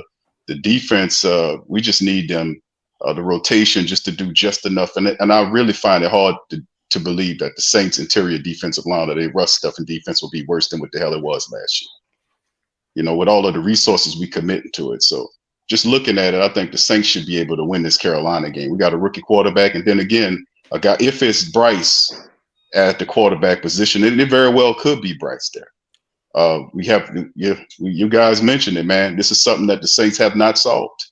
That they hadn't been able to do something with the mobile quarterback threat. Jalen Hurts, he runs on us. Kyler Murray did it. Lamar Jackson did it. So Marcus Mariota did it. So I mean, everybody do it. But this is the thing. We have to solve some stuff here to beat this team. So I think we can beat Carolina. This is a team trying to figure it out. They got a rookie quarterback on top of that thing, man. We should be able to get this win in Carolina. Come on, Saints. Gotcha. What about you, TJ? I'm just trying to think. Anytime I think about the Saints going up against a top 5, top 10 quarterback in the draft, they always get cooked. They're like dating back to like RG3, Justin Herbert, the guy from Pittsburgh. Kenny Pickett. I mean, the list goes on and on. To me, like I said, I can see the Saints, winning this game. But if you look, I put it to you like this: if I had a choice as Dennis Allen as my coach making the decision versus Frank Reich being my coach making the decision, I'm a Frank Reich guy, and I think Frank Reich is a better coach than him. And I just think this is what it's going to come down to. And Frank Reich is smarter and make better decisions. So, and every time I seen Dennis Allen go up against a coach that seemed like they know what they're doing, he doesn't win. So I'll just leave it at that. He lost to Matt Rule, TJ. Exactly. I mean, even with that, and even for the most part, I mean, any coach that's competent, it's like he struggles. And then the Panthers weren't even that good last year, and they gave him fits. And now they're much better than they were last year. And the young guys who were on defense that was causing you problems all game long are now, got another year under their belt. So the game is even slower for them this year. So, I mean, it's going to be tough for the Saints. Yeah, but, I mean, this is why you pay Derek Carr. Right. Sounds like TJ got us 0-2, bro. We 0-2, TJ? Hey, man. Hey. I'm trying not to throw predictions out there, man, because I do like a prediction show towards the beginning of the season. And plus, on top of that, man, I mean, so many things can change. So many things can change. Guys can get hurt. You can add guys to the team to make you have the advantage. So it's kind of hard for me to just look at it. But right now, yeah, I mean, look, I think the Panthers are better than the Saints. I'm sorry. I think they're going to be better than the Saints this season. What about you, Brandon? Can y'all hear me okay? Yeah. Yeah. Okay, I think someone's rolling my mic. Damn, that's a hot take, TJ, man. Same phase, they're not going to want to hear that. Well, I mean, they must don't want to hear the truth. I mean, the Panthers, to me, they better. They got a better coach. They got better, young defensive players. And like I said, I just think that if it came down to it, I had a choice. I'd take Frank Reich over Dennis Allen. Oh, well, that I would not disagree with you on. Yeah, I mean, division games are always tricky, man. You always think, especially now with the division the way it is, the way we stack up against the division teams, you would think we should be able to win every game. It's not going to happen. We might fuck around and lose, excuse my language. You might mess around and lose a couple to the Bucks, man, for all we know. Who knows? Division games are never a gimme, right? Yeah, Carolina always plays us tough, man. Even when they're bad, they play us tough. It's just one of them teams. They're just annoying, bro. They're just pesky because it's not like they're big rivals. They're just almost like the one of the. If you had, it's just I don't know. Panthers just be pissing me off, but you know what I'm saying? They be pissing me off. But this is a game hey. Despite what you're saying, TJ, I do think the Saints are a better team on paper against Carolina. Doesn't mean they're going to get coached better. But this is a game we should win. I do expect Andy Dalton to be – I got the wrong redhead, my fault. I do expect Andy Dalton to be starting. Andy Dalton, I watched him for about 800 hours last year. He don't scare me. He shouldn't scare you. The wide receiving core took a hit. No more DJ Moore. DJ Moore always gave us problems. He's no longer there. I don't see no Christian McCaffrey. This is a game we should win. I'll give him the win. It's not an easy win. Part of me doesn't want to just because Carolina just finds a way to stay in the game. They got a good defense, a good young defense. But I think we win. I think the Bryce Young game later in the season, I will talk about that later. But, this game, I think we win this one. Gotcha. What about you, Dolph? We lose. You got us losing this one? Yeah. Gotcha. And also, I told my people on my channel already when I did the score prediction on a video, I put that I think that the Saints, depending on who's the quarterback, I said if Bryce Young's playing, we're losing this one. We're splitting it 1-1. But I told him, I said, if Andy Dalton is playing week 2, I said we take the win. And there's only because of one reason. It's because of that little sign that's in between, that's under the verses, that's in between the players. Monday Night Football, prime time. If it's Andy Dalton, bro, he's going to throw you 3 pick six to us like he did in the Cardinals game. So if Dalton playing, you win it. Don't matter what good of a coach he is, Frank Wright or whatever. There ain't nothing you can do to help Andy in prime time. There's nothing you can do. So I'll say we'll take the win there. But like I said, depending on who your quarterback is. So I'm 50-50 on this one. It depends on who's your quarterback week 2. And that's who and that's how I do it. So if I say it's Andy Dalton still, I say Saints win because of prime time. But Big Q, we're gonna come back to you because we got week 3 matchup. We're going against the Packers on the road. So 2 back-to-back games on the road. But don't forget, this is a very young Packers team that do have a good defense as well. But no Aaron Rodgers anymore. They starting a Very good. Jordan Love. Their receiving core are all young now. Some of the people that was receivers for them last year left and went to the Jets as well with Aaron Rodgers. So, what would be your prediction for this one? This is the type of game that the Saints should win against a team with Jordan Love at the helm. Even though he's not exactly a rookie, he played in some spots with them. But this is the type of team the Saints would lose to. Like they'll go up to Green Bay and they'll even though and it'll be great weather up there. This is the third game of the season, so this is the type of game the Saints will go up there and they would they would not have a optimal game up against, even though they should beat the team. It's like similar to the Pittsburgh matchup. We were supposed to flatten them out and they was trying to die on the field, and you just kept giving them opportunities to stay alive. So I'll say it to you like this. Jordan Love taking the quarterback job. No Aaron Rodgers, young wide receiver code. The defense is all right. Didn't they just trade somebody? Didn't they just trade a guy? Well, anyway, the bottom line, Saints should win this game, but for whatever reason, I don't think they do. So I'm gonna give them their first loss of the season with the Green Bay game. Gotcha. What about you, Mr. TJ? If the Saints lose this game, Dennis Allen needs to be on the hottest seats ever. Jordan Love is not good. Like, he's not. Like, I don't know if anybody ever like seen him play. I know people seen that preseason game they played against the Saints last year, but when it came down to it, when he actually been in actual games, he looked like trash. And I don't think that he's going to be the starting quarterback for them, for the foreseeable future. I don't see that. I think they're going to be in a Caleb Williams sweepstakes. I do. I do not believe in Jordan Love. I think that the Green Bay Packers in a certain way don't believe in this dude. If the Saints lose to the Green Bay Packers, as young as they are, the issues that they have, them trying to figure it out defensively and offensively, then Dennis Allen's seat needs to be at its hottest. This is a game that I'm about 80% sure that the Saints gonna win, and I'll leave it at that. If they don't win this game, then somebody need to get their offensive coordinating position privileges taken away from them or something. Like I said, man, go back and watch Jordan Love against average defenses make terrible decisions, and if your defense is supposed to be as good as we all think that it is, yeah, you got to handle your business against this guy. I don't believe in Jordan Love, man. I don't. No love for love.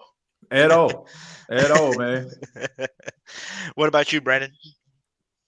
So I got the Saints at 2-0 right now.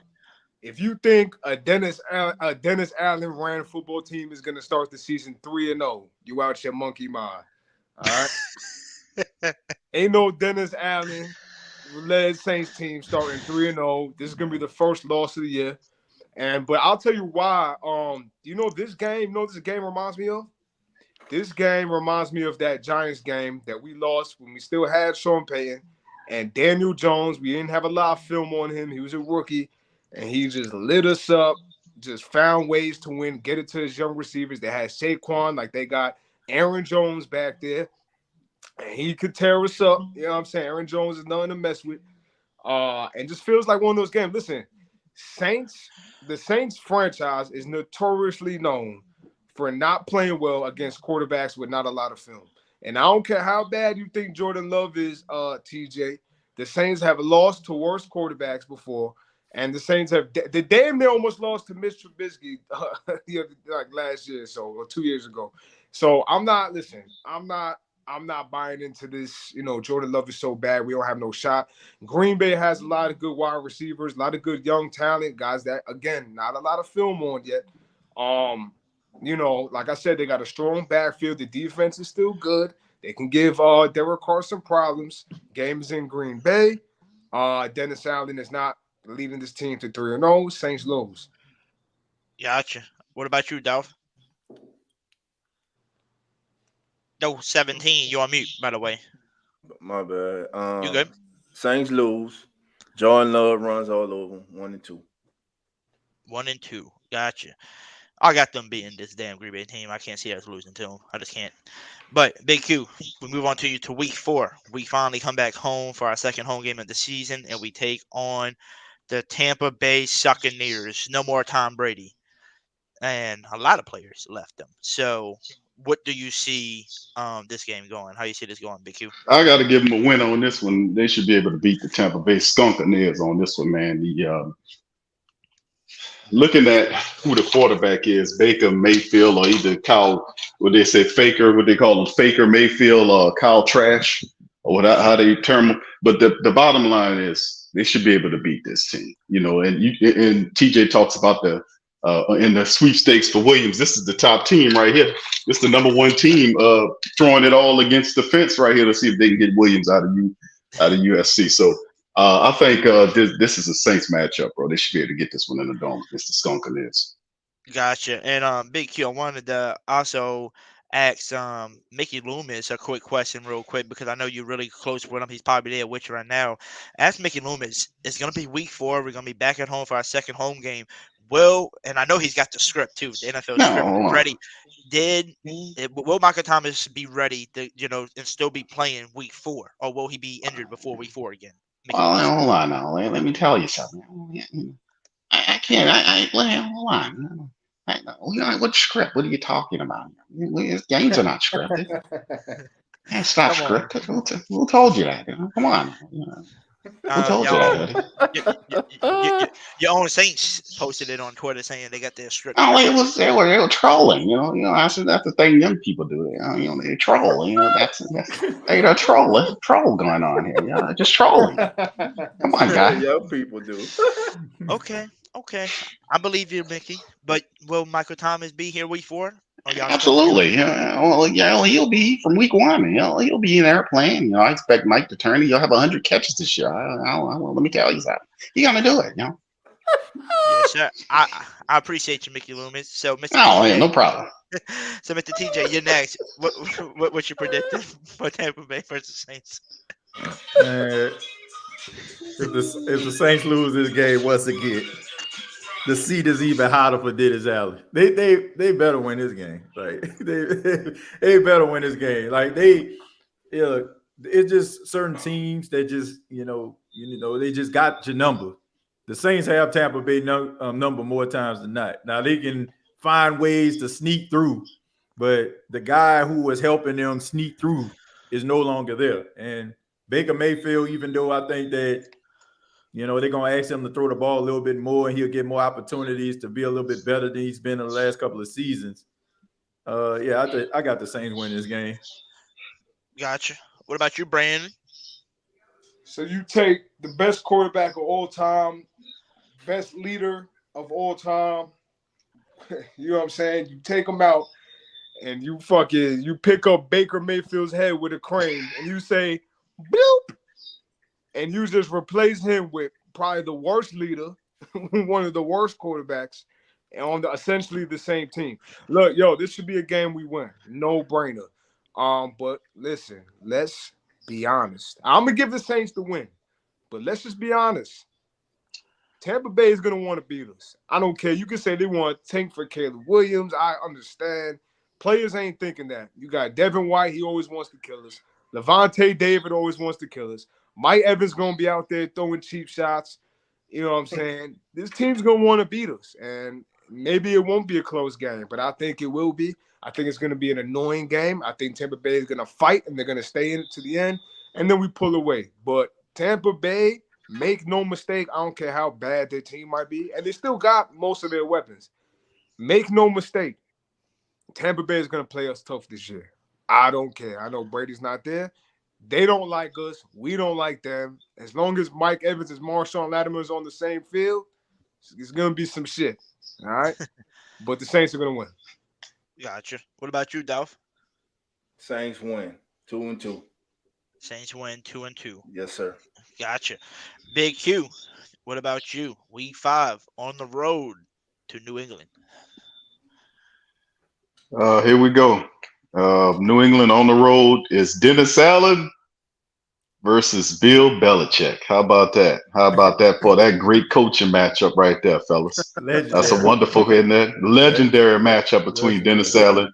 Dennis Allen having nightmares the day before this game against Bill Belichick. And even though this is not an incredibly talented Patriot team, they do have some dysfunction going on, but it's still freaking Bill Belichick there, man. and it's going to be in New England. Man, listen, it's a shame that we got to approach these games with the Dennis Allen factor. It's like his leadership ability over the team. The talent, from a talent perspective, I think our team is more talented than the Patriots from a scheme perspective. With the coach, I'm gonna have to go with the Patriots beating the Saints on this one. Gotcha. What about you, Mr. TJ? Saints are better than the Patriots. So I got them winning. I got them beating the Patriots. Gotcha. Brandon? Oh yeah, Dennis Allen versus Bill Belichick, man. That's battle of the geniuses right there. Yeah, Oh, I yeah. don't know. To a certain extent, though. Yeah. Well, half a genius. Yeah, Well, exactly. here's the thing. Like, we should beat the Patriots, but let's be honest here. Week 5, this team is not going to be healthy. I hate to say it. I hate to be that guy, but this is normally right when the injuries start to creep in. Good point. You may not have a Pete Werner. You may not have an Olave. I just feel like it's one of those games, and obviously this is like, a complete, just a hypothetical, but I think it's just one of those games is you're getting to that point in the season and guys starting to get hurt. There's a little bit of wear and tear. Guys are starting to get bruised up, and they're going to New England, not an easy place to play. You're facing, obviously, Bill Belichick, who's good at taking advantage of weaknesses, and I feel like it's a game that they just gutted out. Low-scoring game. Derek Carr has trouble. Throw some picks, and Saints lose 3-2. Gotcha. Dolph? Dennis Allen, the defensive coordinator, beats the Patriots. Saints 3-2. 3-2. Gotcha. Now we go back to Big Q. We're going to be week 6 on the road again for a second straight game, and that is going to be against one of the new head coaches of the Texans, and you're going to be playing new quarterback, Tjay Stride in Houston. What would be your prediction on this one? Here we go. This is like one of those games when you have a young quarterback that can move around a little bit. Be 6 weeks into the season, so you have an opportunity to play some games there. And they do have some weapons there.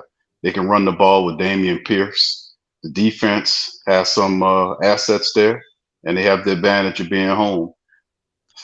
This is one of the things. This is one of the wins that I would want to. I want a Saints win on this one. I want to say from my heart that the Saints should be able to beat the Texans in Texas. I'm gonna go with the Saints on this one. But usually this is a game where you have to watch out when you got a young rookie quarterback coming into the fold. And we don't usually do good against those guys, historically speaking. But I'm going to ride with the Saints on this one. I say Saints get the win against the Texans. Gotcha. What about you, Mr. TJ? Man, the Saints, it's just certain teams that always just give the Saints problems. Even no matter what the situation is, you would think that, going into the game, oh, man, this game should be easy. The Saints play the Texans. Nah, man. I wouldn't be surprised if the Texans beat the Saints in this game. Seriously. D'Amico Ryans, to me, probably is going to end up being, a coach of the year candidate. They already got like a lot of young players on the team, and you have some guys that are young with a combination of some guys that he brought over from the 49ers to help on that defense. I wouldn't be surprised if the Texans win this game. Gotcha. So what you feeling? Saints win, or you saying, oh, it's gonna be a Texans win? I'm leaning more towards Houston. More Houston. Gotcha. All right, Brandon, you up? What would be your prediction? Yeah, I'm going back and forth with this one, man. This is not a gimme. No game this season is gonna be a gimme. I don't care what you say strength of schedule is, man. Every game's gonna be a bitch, man. If you a Saints fan, every game's gonna be a pain in the ass, bro. That's just how it is. Let's be honest. Yeah, going against Houston, like I said before, bro, the rookie quarterbacks always give us trouble. No film. Dameon Pierce, can't sleep on Dameon Pierce. You got Dell back there, new rookie wide receiver. I feel like that's going to be a good tandem. I just don't think the Texans are there yet. Obviously they're going to be well coached. I just don't think week 5 of the season. I don't think they're there. I still think CJ Stroud is going to be coming into his own. Yeah, I don't think the Texans are ready yet, but it's gonna be a bitch, bro. The game's gonna be a pain in the ass. It's just not. We're not gonna steamroll Houston. It's just not gonna happen. Expect Damian Pierce to have a monster game, like 2 touchdowns and a buck 20, something like that. Because he's really good. But I think the Saints pull it out 4-2. Gotcha. Dolph? Kenny Pickett this past season. CJ Stroud this year. Saints get upset by the Texans. 3-3. Gotcha. Big Q, back to you. We come back home from the Texans. We come back home, play another primetime game on Prime Video over here against the Jacksonville Jaguars Thursday Night Football. Primetime game. How you seeing this? At home against the Jags, coming off their little playoff run that they had, Dougie P, head coach, did a phenomenal job getting them back in the win category. Trevor Lawrence is an interesting quarterback. They do have some really good pieces out there in Jacksonville. Man, I like the Saints in this one, man. I think a lot of people think the Jaguars going to beat the Saints, but I take the Saints in this one. I take the Saints in this one on Thursday night. Gotcha. What about you, TJ? Saints win, not even close. Saints win and not even close. Nope. Gotcha, Brandon. Well, listen, man. The Saints are gonna lose games this year. All right, and the Jaguars, if you're just looking at talent, probably the toughest team we're gonna face this season. I mean, they gotta lose to one of these teams, and Jacksonville is a really good team, bro. Trevor Lawrence is only getting better. ETN is gonna give us problems. Louisiana running backs hate us. Yeah, bro. I could see this being an L in the dome. Very disappointing game. Maybe high scoring, but yeah, Saints lose. They're 4-3. Gotcha. Dolph? Oh, Dolph, you on mute. Before I give my prediction for this game, hey brother in the chat, you want us? I'm gonna do this for you. Saints gonna win every game, bro. Saying we got the same probably losing this game. Come on, T. We being objective here, man.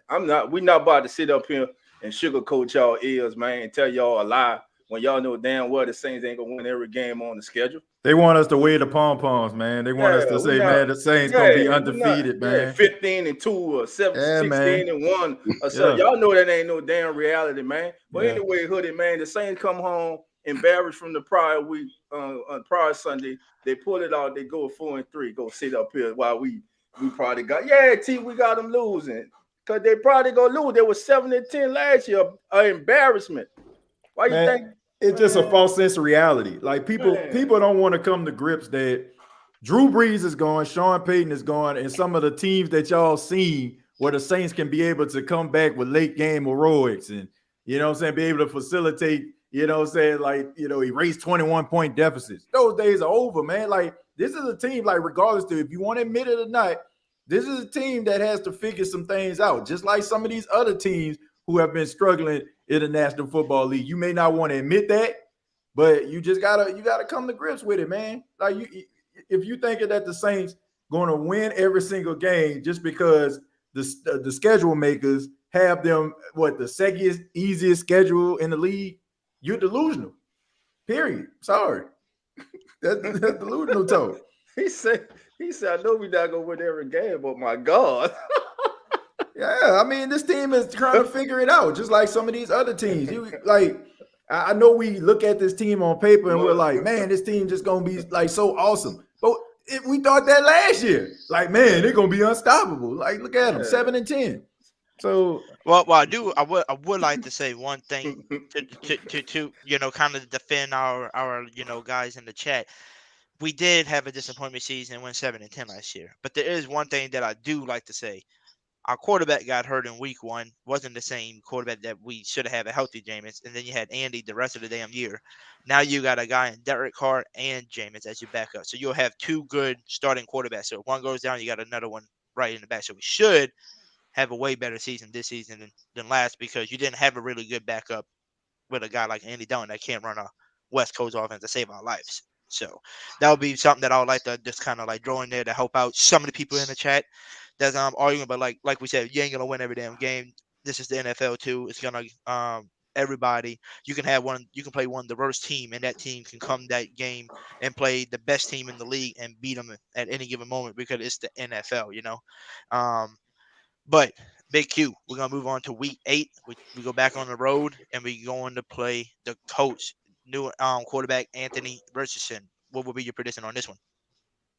Anthony Richardson, man, phenomenally athletically gifted. Week 8 has some games to play up under his belt by the time, and of course, this is one of those games, man, where this is another one where the Saints should beat this team. I want to say the Saints should win, but I think we probably going to end up losing this game because, like I said, Richardson, he plays his athletic ability. They got Jonathan Taylor up there. He can run the ball really well. It still got some stuff they got to clean up. But in the end, you know what? I'm a ride with the black and gold on this one, man. Even though I think the Saints gonna struggle a little bit against the mobile quarterback threat, I'm gonna get this one to the black and gold, man. Go Saints, let's go. Gotcha. What about you, TJ? Man, the Saints gonna steamroll the Colts. I mean, look, Anthony Richardson, I think he has a promising future, but he has so many unanswered questions. Under 60% completion percentage. I understand Shane Steichen. Shouts out to my guy James Boyd. He covers the Colts. He was on a podcast a couple of days ago. But yeah, even he has talked to me about the struggles that he's seen and some of the things that he's gonna have to work on. And I know there was an argument that said that Anthony Richardson was better than Gardner Minshew. He said that he felt like Gardner Minshew is better than Anthony Richardson at this particular time. So I think that he's going to be one of those guys that eventually figures it out. I just think that at this particular time, the Saints are going to catch the Colts when they're still trying to figure it out. So I think this is one of those games where the Saints going to flex their muscle. I think you're going to see some promising plays by Richardson, some promising plays by the Colts. But I just think that at this time, like based on what the schedule is looking like, I think that you're going to start seeing the Saints like kind of flex their muscle a little bit offensively. Not because of like the play calling, but I think that you're going to see Derek Carr more acclimated to the offense and be a little bit more comfortable. And him being out there, I think this is around the schedule where you're going to start to notice Derek Carr and the change of the offense. So I got the Saints flexing their muscle in this game. Gotcha. And before we get to Brandon real quick, we got a $2 donation in the chat from my boy Guy the Creation, aka Anime. He said, "We undefeated if Michael Thomas, the best wide receiver, can play at least 17 games. Plays all."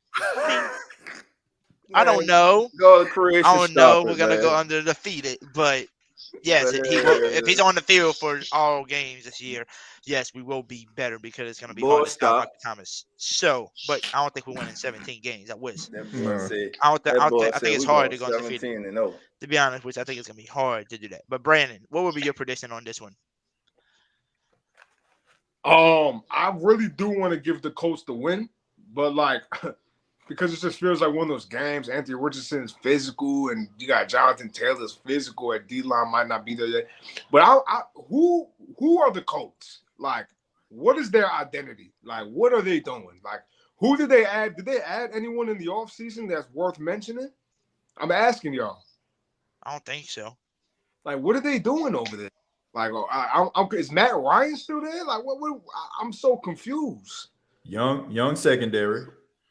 Older offensive line who struggled last year. Y'all think the Saints offensive line was trash last year. Their offensive line was horrible. What happened? And then you just lost Stephon Gilmore too to the Cowboys. What happened to Quentin Nelson? Wasn't he good at one point or something? Yeah, I mean that's the bright spot of that. Him and Ryan Kelly. But I mean, Ryan Kelly dealt with injuries.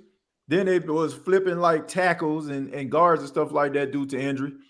Man, bro, it was a bloodbath at quarterback last year. I mean, the quarterback literally had no time to throw the football. I mean, I don't know. Like I said, they got a lot of young players that they brought in, and I give them respect because they're trying to develop those players, and they leaning on Steichen to basically turn water into wine here, to be honest. Looking at this team, that's why I say, man, I know we look at Richardson and the highlights and throwing 75 yards and hitting the top of the roof. But this is a guy who has to improve when it comes to completion percentage, and also has to figure it out offensively, man, making those decisions, putting the ball where it needs to be. on time. So I don't know, man. I think the guy has a promising future, but I just think that week 8, I just think that the offense is going to be a little bit more comfortable for Derek Carr, and I think this is when you're going to start really seeing the Saints like offense, like you alluded to, B. Like you're going to see Derek Carr, you know what I'm saying, like improve the Saints offense and be that quarterback the Saints haven't had in the last 5 years. Yeah. I mean, man, I feel like if I have to ask that many questions about a team, this isn't a team we should be losing to. Like I said, I don't know who the Colts are, bro. It's a confusing ass They team. young, inexperienced team, man. Like this is just a weird team. I feel like we'll win. I give them the win, but I mean, you never know, bro. This could be. Listen, Dennis Allen, you want to win the hearts of Saints fans worldwide? Go run ambush in the second half. Go run a kick. Take us back to the last time I was happy as a Saints fan in the Super Bowl against Indianapolis and win us over. Go run ambush at halftime, bro. Win us the damn game. No, Saints win 5-3. 5-3. Gotcha. No. Saints improved to 5-3, man. We going there. It's not easy, but the Saints get it together in the second half. Saints win. Saints 5-3. Gotcha. We're back to Big Q. We come back home for a game, and we play Justin Field and the Chicago Bears at home. Who you got? Oh, I hate it. Oh. We playing Chicago, man. I hate Chicago too, man. I have a friend of mine, man, I knew from my railroading days, man, that always threw Chicago in my face about how good they was gonna be, and I was like, dude, your Bears suck. They stink. Now they pushing up Justin Fields and all this. Like I said, man, I gotta put that Glenn Jones on, man. They talking about, you gotta show me. I'm giving this to the Saints, man. No way the Bears gonna come down here and beat my Saints in the goddamn Superdome, man. The hell with that, man. I'm going Saints on this one, man.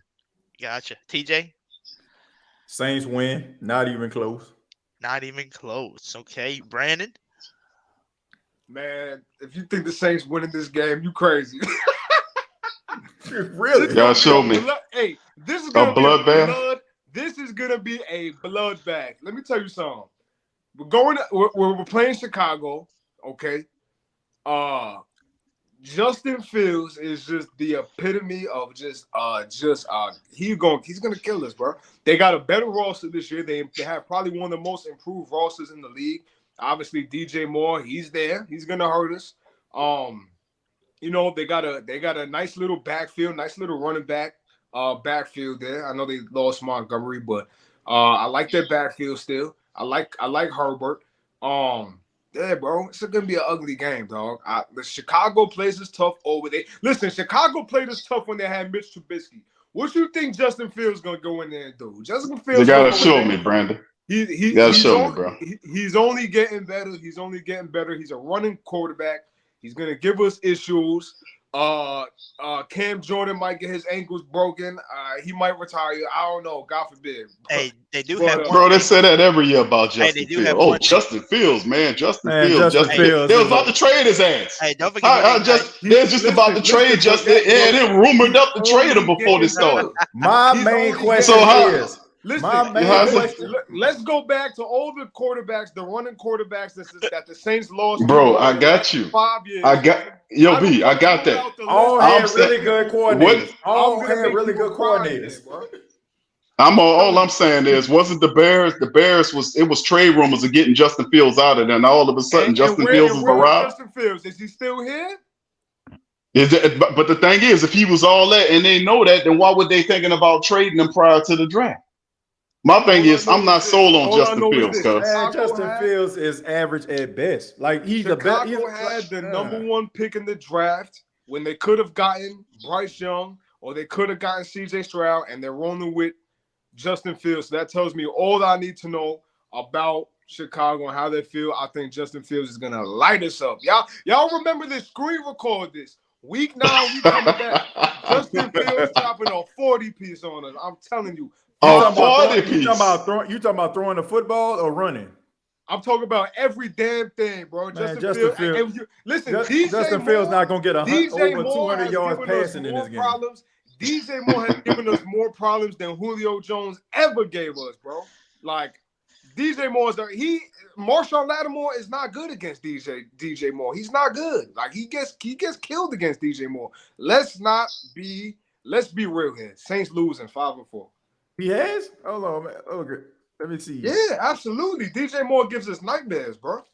Every game. Okay, so let me see. He had 34 catches, 533 yards, and 5 touchdowns in 9 games versus the Saints. So let's look. Last game, 1 reception, 4 yards. Last game before that, 1 catch, 6 yards. Game before that, 2022, 3 catches, 8 yards. I love those catches, receipts. 11 yards. Where we at? Man, DJ Moore, man, please. I don't like it. Knock it off. Knock it off, man. No, B. What a B, you just stole your thunder. That's Robbie Anderson's stats, bro. Back it up. Hold on. This says DJ Moore. This says DJ Moore. Okay, hold on. I'm sorry. My bad. I'm sorry. 4 catches, 10 yards. 6 catches, 2 yards. 8 catches, 29 yards. Okay, now we back in 2021. 11 catches, 79. His last game back in 2021, 11 catches, 101. Then he had 5 catches for 93. Man, back in 2019, he had 9 catches for 126. Thank you. Okay, now we get to the meat and potatoes. Hold on, TJ. We stopped playing football in 2020. Now we get into it. I know I'm not out of my fucking mind. All right? I know DJ Moore lit us up a bunch of times. Okay. But what happened? Okay, what happened in the last 6 meetings? He got found out. Last 6 meetings. He got found out. That's what happened. He got found out. We stopped playing. We stopped playing football. Okay, what quarterbacks has he been playing with? You said what quarterbacks he been playing with? Who cares? If he what quarter? Okay, if he that he's guy, still the first option, right? What quarterbacks did DeAndre Hopkins play with? He lit us up for what quarterback DeAndre Hopkins Brian, play with? He's still the first option, bro. Okay, is he not option 1? You the main option, dude. Like straight up, you the number 1 guy. Right. You know, like you know what I'm saying? Like, I mean, dude. Okay, listen, you had 6 meetings. You listen, you would have got away with this, Brandon, if you wouldn't have said the bloodbath stuff, bro. You saying it's a bloodbath, bro? Those stats, that was the definition of you had me in the first half. I ain't gonna lie. And then when he started talking about 2020, 2019, 2018, $130, $120, 95, 12 catches. Yeah, I found out the last couple of years, bro. We stopped playing football. That was like 3-4 years ago. Not the corner. That's like 3-4 years ago. Listen, I'm not messing with no DJ Moore, dog. Man, DJ Moore. DJ Moore. I give him respect. I give him respect. Go ahead, Randolph. 5-4. I give him respect.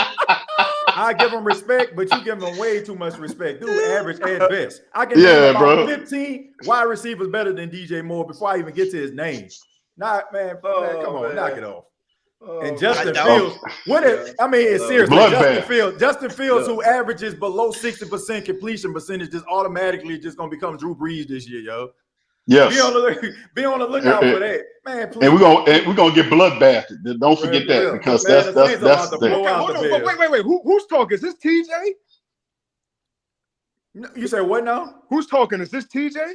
Oh, this is TJ. Oh yeah, because I can't see nobody. TJ, you the same dude that's telling me the Carolina Panthers with Bryce Young, who we don't even know if he's gonna be better than Justin Fields yet, is gonna have a better team than us. They gonna have Sam Darnold. Andy Dalton for the first 8 games of the season. And the same team that had Sam Darnold last year that threw for about 43 yards passing, and they still won the game. Yes, this is the same dude that's just saying this right now.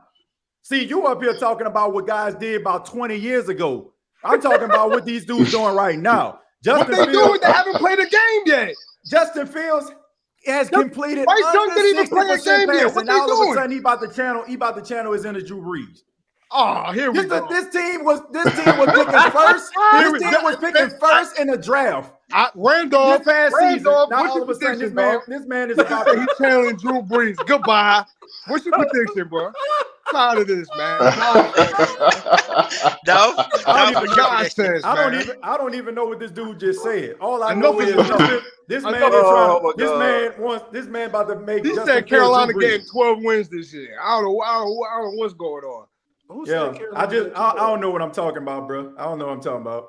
I was say safe win, bro. This Let's keep it going. Let's keep it rolling. 6-3. Let's go Minnesota 6-3.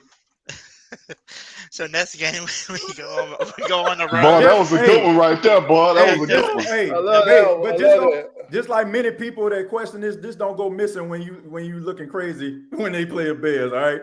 Because I'm gonna find you. And we keep receipts. We like Target, we like Target and Walmart, homie. We keep receipts. Yeah, right? yeah. It's after Christmas, and the shirts and the pants don't fit. We bringing it back.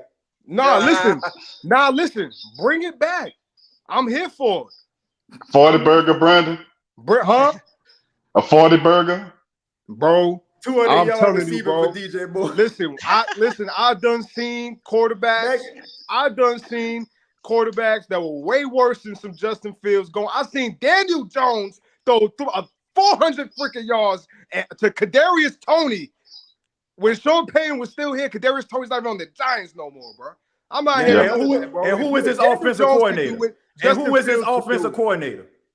Huh? Who is his offensive coordinator? I don't care who his offensive coordinator is. Offensive coordinators matter, man. It's Daniel Jones, man. I don't care. Daniel Jones was just in the playoffs. Daniel Jones just got paid. Man, miss me with that. Hold on, was Brian Dabble there the year that we lost? Bro, that was the most that is hypocrisy at its finest right there. No. This man just mentioned, like I just said, offensive coordinators matter. Now all of a sudden he turns around and give me an offensive coordinator. Okay, but the reason they made the playoffs wasn't because of Daniel Jones. Let's cut this shit. It's because of Brian Dabble. That's why they made the playoffs. Let's not act like Daniel Jones was in I just said offensive coordinators matter. Then he turns around and gives me an offensive coordinator. Daniel Jones is trash. We lost to him. I came a bunch of shit quarterbacks we lost to. If we could lose to them, we could lose to Justin Fields. He's only getting better. Can we please go to week 10, bro? Tired of this shit. Tired of this, man. Anybody seen that hypocrisy that he just spit out? Now we can go to Minnesota. Run it back. He said that, but Daniel Jones took him to the playoffs. Man, please. Next. So we're here, week 10 against the Minnesota Vikings. Big Q. Who are you choosing? We got to move on. Oh man, dude. That was a good one, family. That was a good one, man. But this one, this one against the Vikings, going up there to Minnesota to take them on. I listen.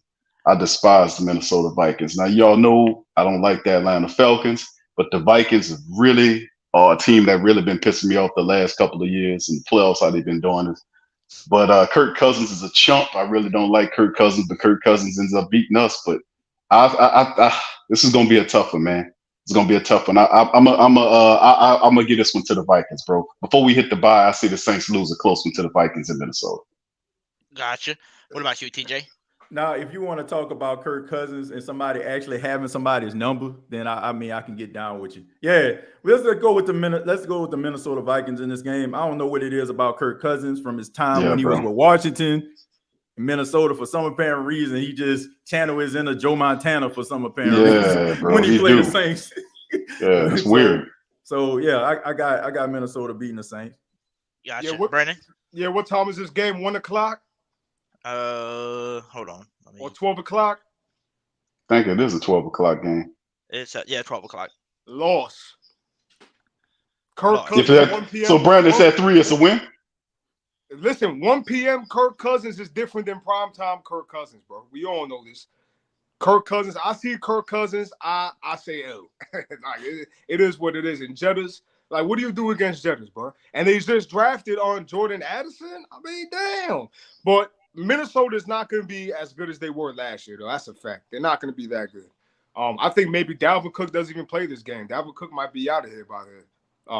He might already been traded for all I know. But yeah, I don't trust no Kirk Cousins, bro. I think Derek Carr make it interesting though. But we lost 5-5.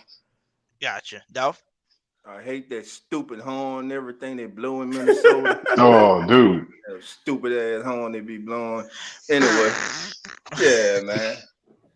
It's a dumbass skull clap. I'm tired of losing to him. Saints win. We going to break 7-3. But and Alante Taylor gets his first intercept. Saints win. That's a good one. Saints win. Gotcha. By the way, I want to thank Jamal Kellop over there with the $5 super chat. I would read your comment, but I don't because we're not about to get everybody heated up again about the Chicago game. But we'll definitely Hoodie. So if somebody's donating $5 and there's 5 people here, we splitting it one even, right? Yes. Sounds good to me. All right, that's what I thought. So then, Big Q, we go to week 11, and it's a bye week. So everybody gets rested up. Beautiful bye week, by the way. Hopefully, yes, at least it's not 8 weeks, not too damn late. I think it's perfect around week 10, week 11. We get our bye week. Everybody should be getting healthier. Can't wait to see how it is, I can't wait to see by week 11. No, she got Pete Werner on there. And what's the injuries are going to be. So we just got to see. Should have Andrew's feet on there. Yeah. But this ain't no injuries. This is just players on there. Okay. Yeah, DeMario Davis, Cam. Hey, Hoodie, bro. Let me just shout out. Say, bro, your thumbnails, bro. I'm loving them, bro. They fire, bro. I just wanted to say that's right. I'm loving your thumbnails, bro. I appreciate it. They fire, bro. Yeah, I try to put a little bit of extra work to make everything a little more real and right. And but before we move on, can we go back to the Chicago and No, I forgot, damn it. No. I swear to God, listen. After this thing is over, I need TJ.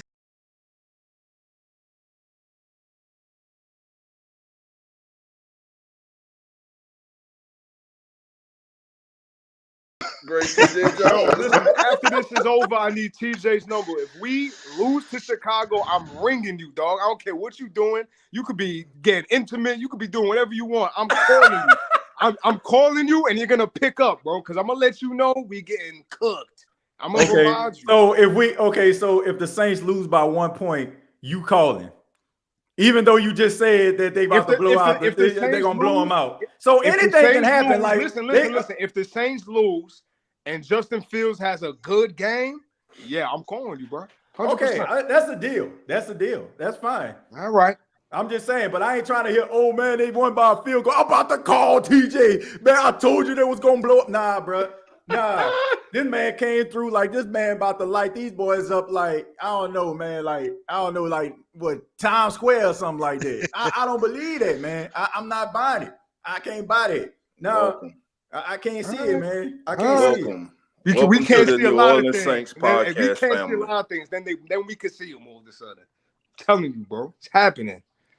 Family disagrees. Oh my God. Do we really have to say this game? So no more Chicago, goddammit. Moving on to week 12 matchup on the road against the damn Falcons. Big Q, what's your prediction on this one? Let's go get him. Big Q, I think Big Q left. He said, I'm tired about this arguing. Well, Big Q, you there?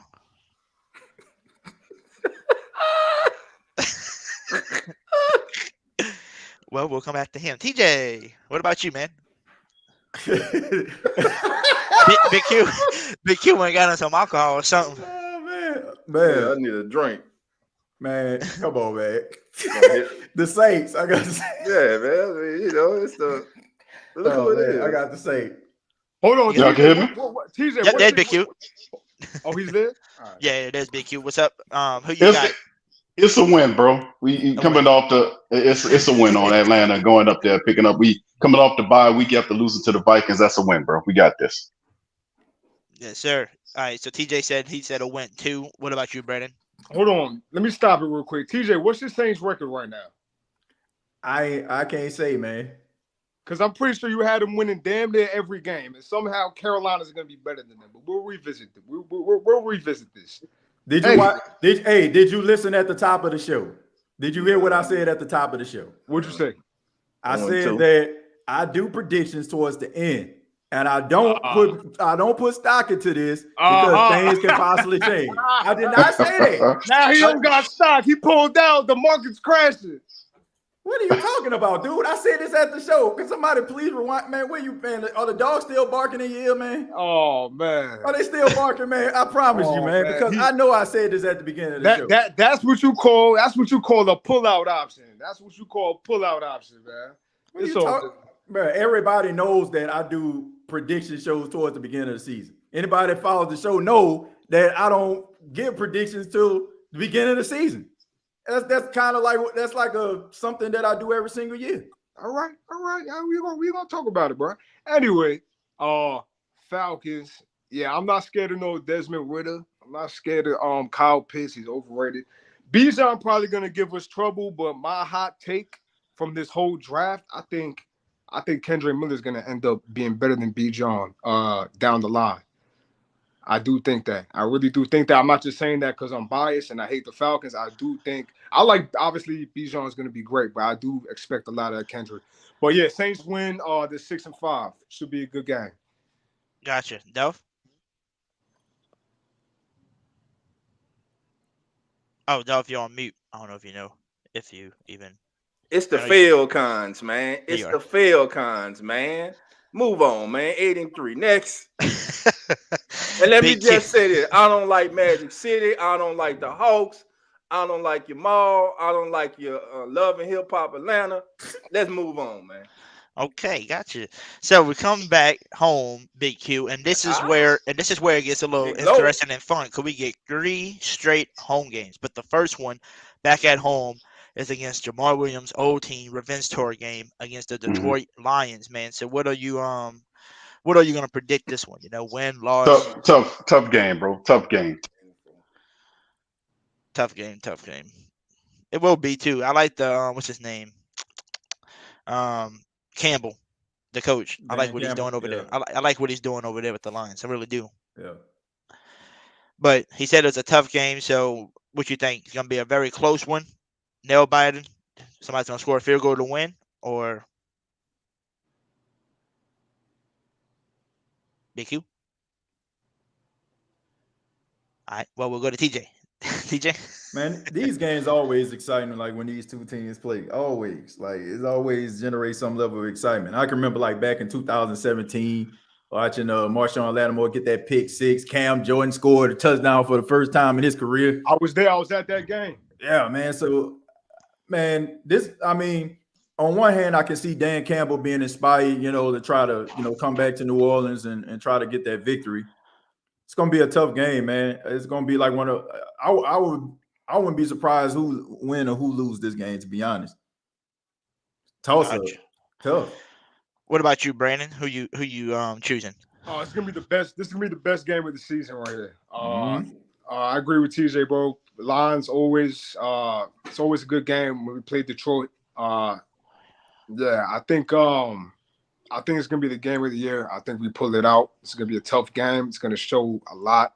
And listen, man, we're facing Dan Campbell too, bro. Like Dan Campbell, I would assume he knows a little bit about the Saints. I mean, I'm sure he don't know everything, but he's been a part of this organization for a while. This is a tough team. Jamal Williams' revenge game. Jared Goff also always plays this tough. Saints find a way to win in the fourth quarter. I knew them dogs was in his ear. I knew it. What about you? I'd rather listen to the sounds of my dogs than you talk about some Daniel Jones for 24 hours. Who brought up Daniel Jones? You brought him up, not me. You the one that said he let him. All right, let's go. Let's move on, bro. Hey, that was 17. What about you? Hey man, I just got a great idea. How about a podcast featuring TJ and Brandon, man? Man, y'all need to think about that, bro. Yeah, we definitely do that for the future. We're gonna have to, but I'm not gonna lie to you. Before we even get off this damn show, we're gonna squash this motherfucking shit because we're family. We're Who That Nation all together. God damn it! Ain't no beef. This ain't no beef. This family, man. Okay. Along with that, no goddamn shit. Okay. You just think Daniel Jones is good. That's all it is. Okay. Daniel Jones ain't none being good. I just said coordinators matter. That's all I said. Who said anything about him being good?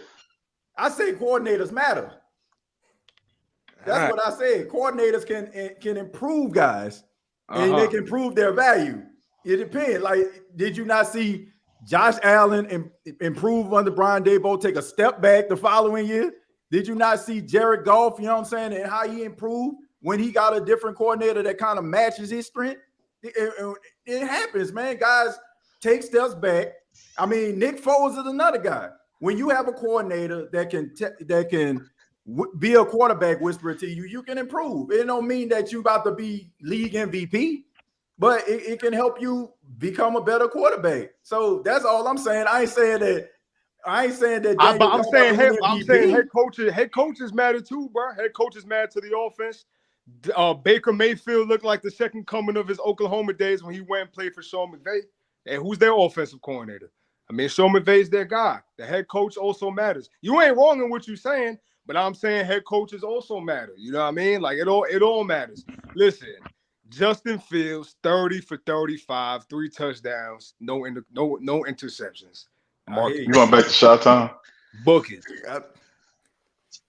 Gotcha. So, Dolph, what would be your prediction? 8-4. Lions pull it out. Lions pull it out. Gotcha.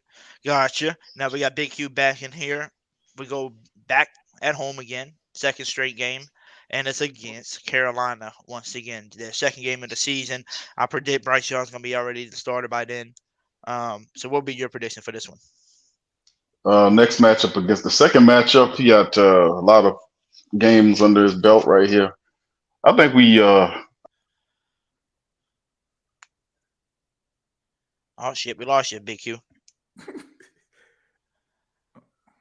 Big Q. Yeah, we lost him again. Well, TJ, while we wait for him to get his mic back on again, what about you? Yo, y'all can hear me? Oh, there we go. Yeah, we can hear you now. We got you, Big Q. What's wrong with this thing? Okay, here we go. I think I gave him the win the first time around, bro. Us to win against Carolina the first time around, didn't I? I think we split with Carolina this year. Gotcha. So you got us probably beating them on the road, but then losing at home. Yeah, and see the difference is Bryce Young. I think that this team is the way they put together. They are a very good team. How they put them together. Skill from a coaching perspective, they have an excellent coaching staff that they put together. They have they fulfilled a lot of the weaknesses that they had last year. And shit, it's week 14, bro. You know, you've been through a fire a little bit. You're getting close to the end of the season. And Bryce Young had more than enough time to kind of get a feel for what they're doing, and he'll be moving around, making throws. I scouted the dude, man, when he was with Alabama. Let me tell you something, the dude could play. I think we split with him. I would love to sweep him, but to keep it real, I think we split with Carolina this year. Gotcha. What about you, TJ? Yeah, I mean, I think that Bryce Young gonna start day one. I don't think I understand what they're trying to say. There's a lot of lip service over there in Carolina, but I think he's gonna start week one. I don't even think we're gonna see Andy Dalton unless something was to happen to Bryce Young. But I think that he, you know, this one. I agree with what you're saying, Big Q. I think they're gonna split it. If the Saints end up beating them in Carolina, I think this will be a game that Carolina beat them. You know, but I think that Bryce Young gonna start from start to finish, to be honest with you. Gotcha. What about you, Brandon? Oh yeah, this feels like a loss to me late in the season. Playing Carolina always give us trouble. Even when you feel me, like it'll be a game that you think we're gonna win 100%. We just end up just losing to Carolina somehow. I feel like we always split with Carolina, except that year we beat them 3 times in the same year with Cam Newton. When we beat him in the playoffs. But this feels like a loss, man. Bryce Young, I think he's gonna do some things. Again, got to study films, not a lot of film on him. And it's gonna be a big game for him, man. Like, you know, it's a division rival. He wants to prove a point. I'm not sleeping on Carolina. I definitely think we split with them. So Saints, I think I got them at 7-6. Gotcha. And what about you, Dolph? Saints bounce back from early season loss in Carolina, bounce back from previous week loss to Lions. Saints improved to 9-4. To 9-4. Gotcha. Big Q, we're moving on to the next home game. 3 straight games in a row now. And it's against the favorite conversation we were just talking about. The Giants. Daniel Jones and the Giants. Let's just skip this game. All right, so we're playing the Rams next week after that.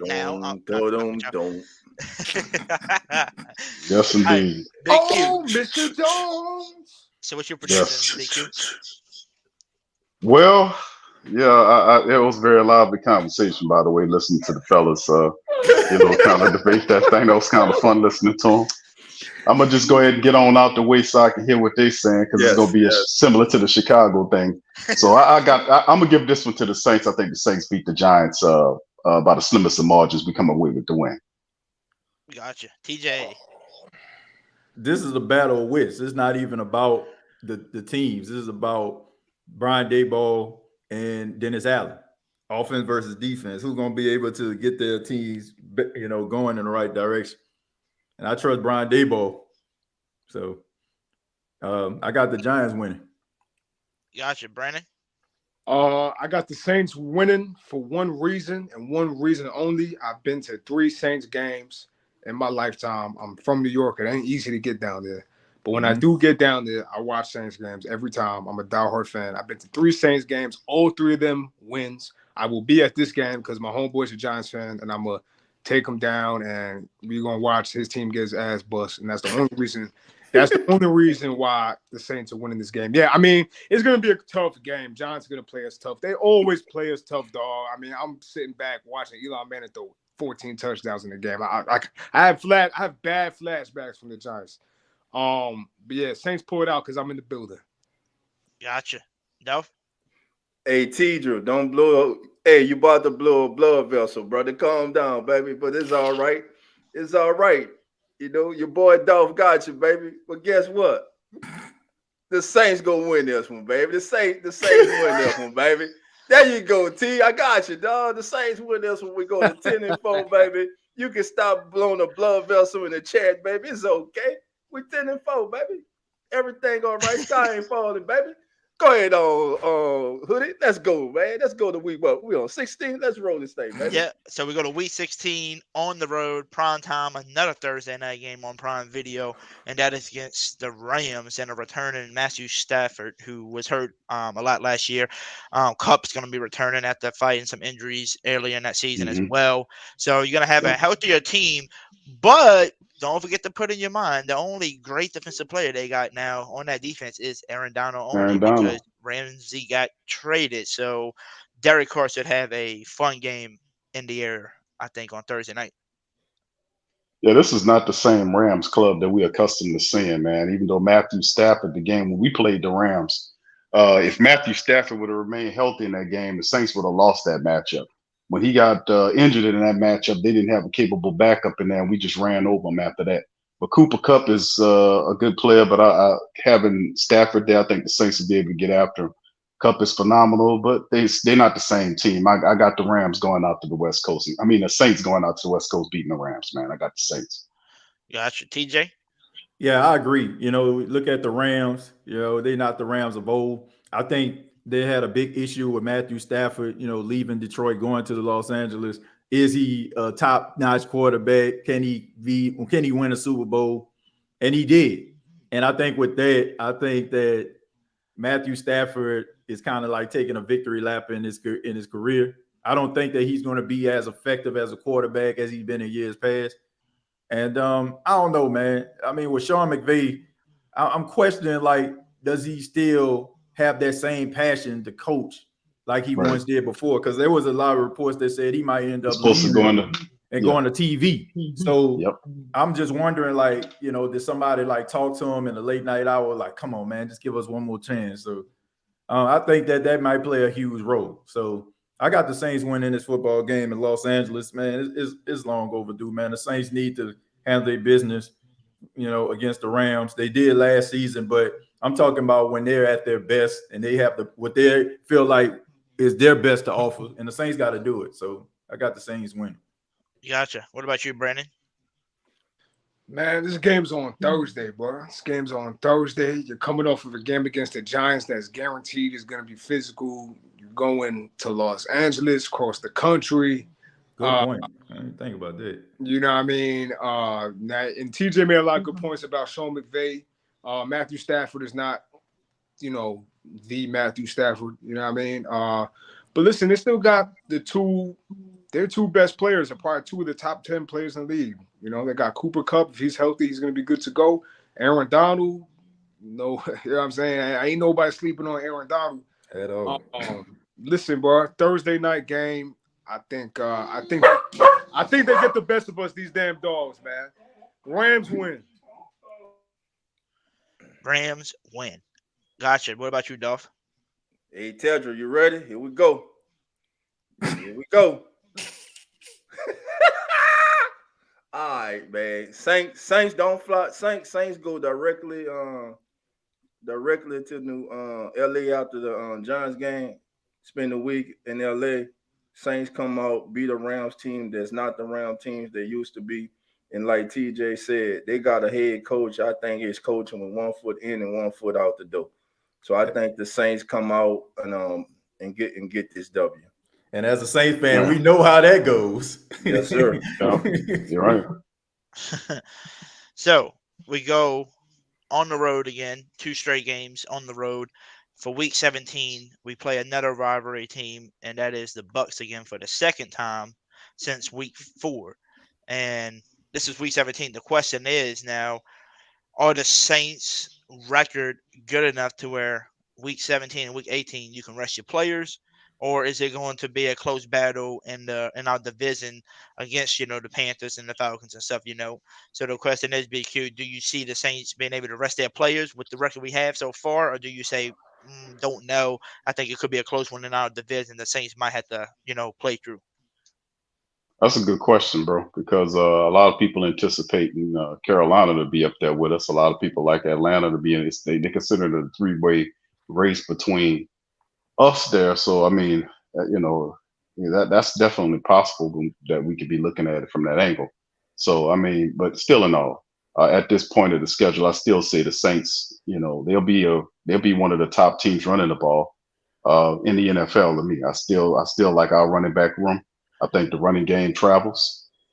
Tampa Bay is a team that's, even though they have some pieces there, they still weak at the position that you need them to be strong at.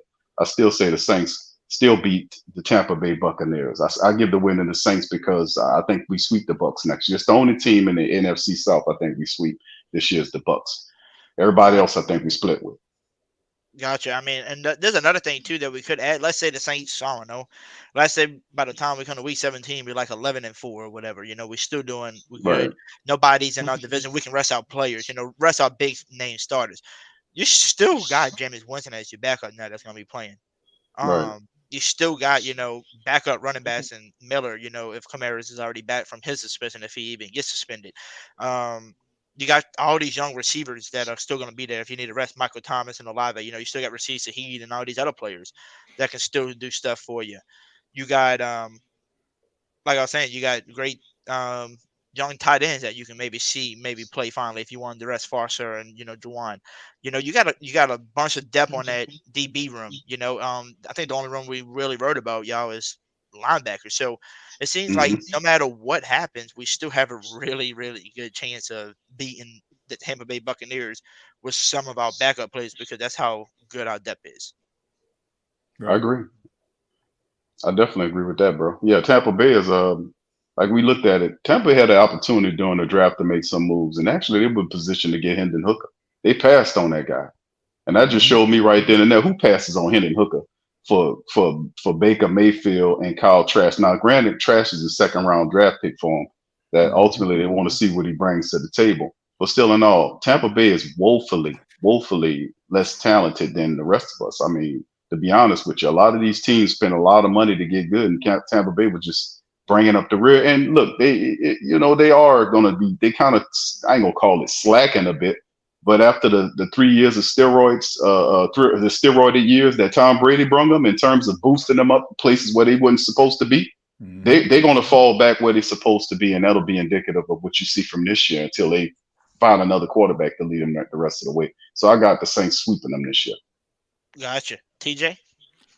Yeah, I mean, Big Q, you made a good point, and that's kind of the point that I was making earlier. I know when people was like, I have like Carolina being better than the Saints this season. It's kind of like how the NFC East was. Like if you noticed it like last year. But all the teams were like really, really good. Like they went from like being the NFC least to like one of the best divisions in football. I think with the combination of these teams all being terrible and them like having really good schedules when it comes to the schedule makers, I think it's going to make it interesting towards the end. Right. This team just so happens is not going to be in that mix. I do think that the Falcons are going to be better. The Saints are going to be better in Carolina. And this is one of those games, to me, I feel like the Saints are going to have to win, which is going to set me up for the next game that they have to play that we're going to talk about. But I have the Saints winning this game against Tampa. Gotcha. What about you, Brandon? I mean, I have the Saints going 10-7 this year. Right now, they're 8-7, which means I got them winning the last 2 games. You know what I'm saying? Listen, I think Tampa Bay, like I said, they're gonna play them tough. I don't care what anyone says. I don't care who's on that field. Tampa Bay does not like us. Yeah. They're gonna play hard against any team. It's gonna be against us. It's just facts. Right. But I think the Saints pull it out. Still no reason to lose against Tampa Bay. Their fans are not gonna be there. So no home field advantage for them. Because Brady's not there no more. So with that being said, yeah, I think the Saints pull it out 9-7 going to play Atlanta. Gotcha. Dolph? Hey, Hoodie. Can I use my pick for this game? Can I give it to a great family member? Because I wanted blood pressure to go down. Can I let Tedra pick this? Tedra, you pick it for me now. So do the Saints win?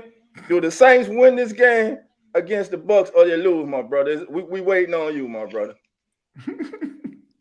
I already know Ted's gonna put us a win. I got this. I know Ted's got this for a win. Ted go put up. Look, I'm on his pick. I think my brother wants to hear some good news. So your family, we love you. So I'm gonna tell you what you want to hear. Yes, win. Yes, win. All right, there you go. I'm with fam. We win. I'm with fam. Gotcha. I'm with fam.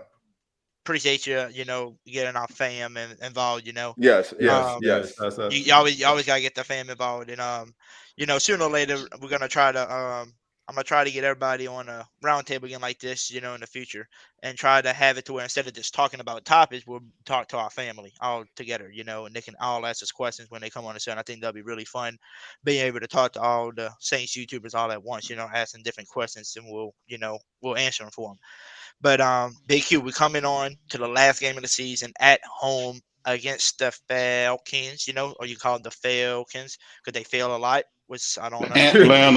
Atlanta Falcons, yes. Yeah, the Falcons. and the funny thing about this, I argued with some Falcons fans not too long ago on Twitter, and I told them, I said, you're going to tell me in there what I'm smoking? No, what the hell are you smoking, guy? This dude thinks that their running back room is better than our running back room. They think that they're not gonna get swept again by us, and they think that their team is just amazing and gonna win the NFC South. And I said, I really need to know what y'all smoking. I said, y'all asking what I'm smoking or ask what I'm drinking over here, but I needed to know.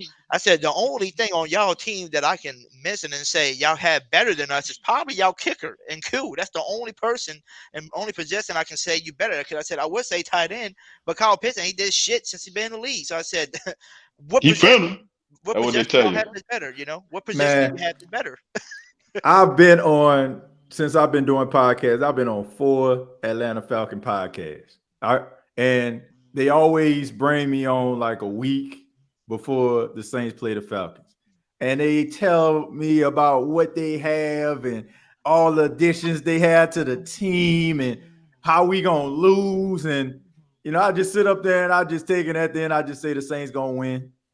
And they're like, I say, don't go missing when they lose. And I have yet to get on a podcast, say the Saints gonna win, and they win, and a Falcon fan hitting me up saying, good game. I've never seen that. They always go missing. They always get lost. So that's just what they do, man. Like, for real. It's like, I don't understand. It's like Cowboy fans to me. Like, they add these additions to their team, and they just tell you, like, we just gonna be unstoppable, and then the next thing you know, they're not making the playoffs, and they nowhere to be found. I mean, it's just amazing to me. It's amazing.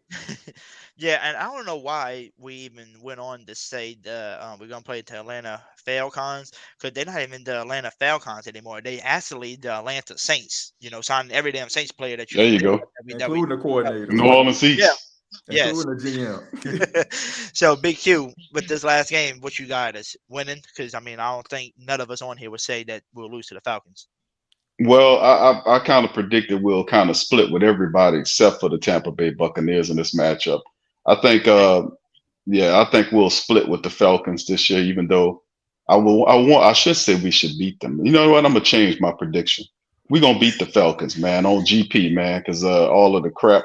And shout out to my dog, Big Low, man. You know, even though when his Falcons got smoked, man, I had Low. We made a bet. Well, actually, Low made the bet that he wears the Pro Shops shirt, the score, the famous score shirt. And if they lost the second matchup, he made that. He came down here. We went out and ate and all that kind of great time. And if the Falcons would have lost, which they did, he would wear the score T, and the score T was from the matchup where the Falcons lost in the fourth quarter. So he had to wear that shirt and do a show, do his podcast, and he did it. Shout out to Low for that. But the reality is, at the end of the day, is I'm switching my prediction, man. We got to take it to the Falcons. They talking a little too much mess. We sweeping them boys. I'm going Saints. Let's go. What about you, TJ?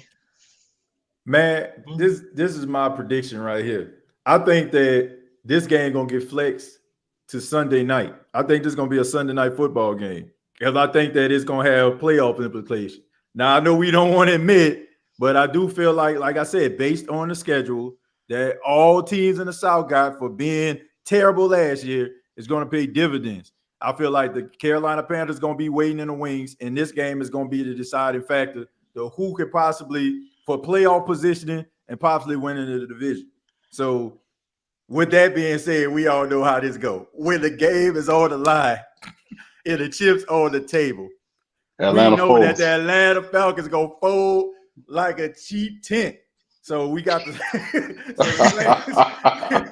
Saints like a busted launcher. Exactly. Yes. So I got the Saints winning this game, catapulting them, eliminating the Falcons from playoff contention. Love Can a man dream? Can a man dream? Yes. On Sunday Yes, night he can. on a big stage. So I got the same win. What about you, Brandon? Oh, Brandon, you there? Oh, hold on. He's trying to come back. I see it. I think he went to go on mute himself. Oh, there you are. Hello? Are you hear me? Yep, I can hear you now. All right. This is what's gonna happen. Mark my words. Saints gonna go into this game, last game of the year. They're gonna go in as the 2 seed. Somehow they're gonna be the 2 seed sitting at 9-8. 9-7. They're gonna be the 2 seed. They're gonna beat Atlanta, right? It's gonna be a good game, with the 2 seed. Then the Seattle Seahawks gonna play the primetime Sunday night football game. Really? And we need the Seahawks to win to keep playoff positioning at the 2 seed. Seahawks gonna fold, and the Saints gonna go from the 2 seed to the 7 seed because it's the old type of shit to be happening to the Saints. And the Saints make the playoffs at 10-7. They make it as the 7 seed.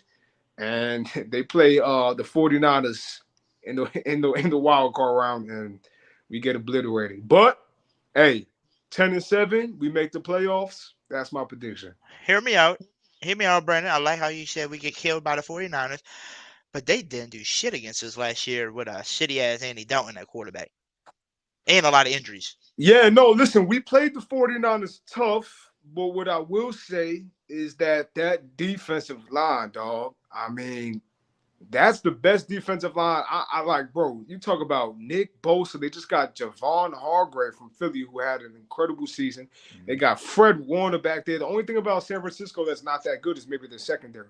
But their offense is so good. I think we can match up well with them, hypothetically, if we play with them. It's just that defensive line just scares the shit out of me, dog. Like, I don't know how Trevor Penn is gonna be if he's even playing. Cesar Ruiz. I don't know how these boys are gonna be going up against some Nick Bosa's and Javon Hargraves and like all these dudes that they have. There's another player that they have on that line that I'm missing. But is DeForest Buckner? DeForest Buckner, yeah. I mean, dog, that defense is loaded. The defense is loaded. So, but that's all hypothetical. That's all. But let's be honest, the 49ers just always find a way to beat us, bro. Wait. So let me ask you this. Okay, if the Saints are 7 seed, who win the division? Carolina. Carolina. See, going to your point. No, I don't actually think that's gonna happen, but that would be funny. That's your scenario, B. That would be funny. I'm just saying, though. I'm really just saying, like, I feel like always in week 18, we have a nice little playoff seed, and then there's just a team that we're just relying on them to do something, and then they just flop. Amen. And then we end up losing. That's just Saints football, man. That's what we do. Gotta take care of our own business, man. Gotta take care of our own business. You know what I'm So, saying? Dove? Huh? I was gonna get Dove's last thoughts on this last game yeah. because he's about to head out real quick, and we'll probably end the podcast soon anyway because we've been here on here for a while discussing everything. So, Dove, what would be your last prediction? On behalf of my brother Tedra, I would just like to make this pick with sound mind and sound soul. I would just like to say, on the last game of the season against the hated Atlanta Falcons, that the New Orleans Saints would lose this game. I just said that because I really want to see what Tedra gonna see. But nah, man, the same with this game, man. Listen, man, it's been great, man. Love all you guys, man. I got to head out. I'm going to watch this fight, man. Yeah. Yes, sir. I love y'all, man. Hoodie, man, appreciate you having me on. As always, my brother. Oh, you call me Slim, man. Brandon. What on? Yeah, Brandon got to have you on, man. Yeah, Tjay, definitely, bro. The family, we waiting, baby. I know you're a busy man. And everything you're doing, my brother, and salute to everything you're doing, my brother. I appreciate that, man. I'm watching, brother. And hey, Q, what else I'm gonna say, my brother, man? You know, everything you done for me, and Hoodie, everything you done, man. I appreciate y'all. I love y'all. To everybody in the chat, love y'all. Man. Stay safe. Enjoy the fight, man. I'm out. And Tedra, it gonna be all right, man. Don't bust a blood vessel, baby. Go ahead and take that heart attack medicine, baby. Love y'all. I'm out. Talk to y'all later. Who that, though? Randolph. Shout out, bro. Randolph. Who that? So, basically, defenders ought to show y'all. I wanted to ask everybody, doesn't this offseason seem like the weirdest offseason yet? Like, because I think this is my first time ever seeing something like this. You can go call the Philly damn Bulldogs. You can call the Atlanta Saints. You can go call the New York Jets. You can call them the New York Packers. It's like, seems like wherever one person goes, like a popular person that was on that team, there are people that was with them that they already got chemistry with is following, or one Saints coach, was with the defensive coordinator. Ryan Nielsen goes, here comes some of the defensive players that we didn't want to resign. Go straight to him. Right. And that's what it seems like this offseason was all about. It seems like people just following everybody else. And they just changing teams. It seems like hey, change your name to the Packers then if you want to be the New York Packers this year. So I think it's been a weird offseason as well. And basically, one last thing that I thought about last minute was I might ask Big Q, Tjay, and Brandon to tell me, what does everybody thought about when we heard Cameron Jordan wants to do a contract extension and finish his career with the New Orleans Saints, and basically not be like some people where it'd be like, well, I've been here for 10 plus years, we didn't win it, so I'm going to try to see if I can do it with some contenders. No, he loves the city of New Orleans. He wants his contract extension. So Tjay, I'm gonna ask you first, would you give it to him, or do you say, hey man, I think I got to go find somebody, different, just play this year and be done?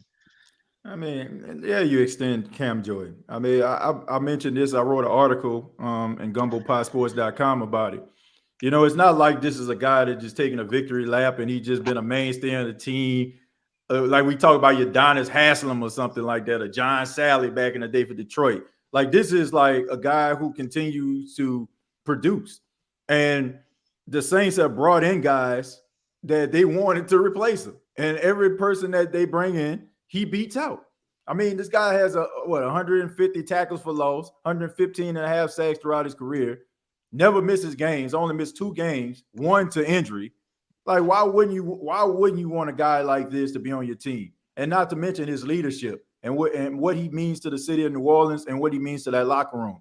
When the Saints was losing game after game and guys were getting hurt and they were wondering, was Dennis Allen's message resonating the right way?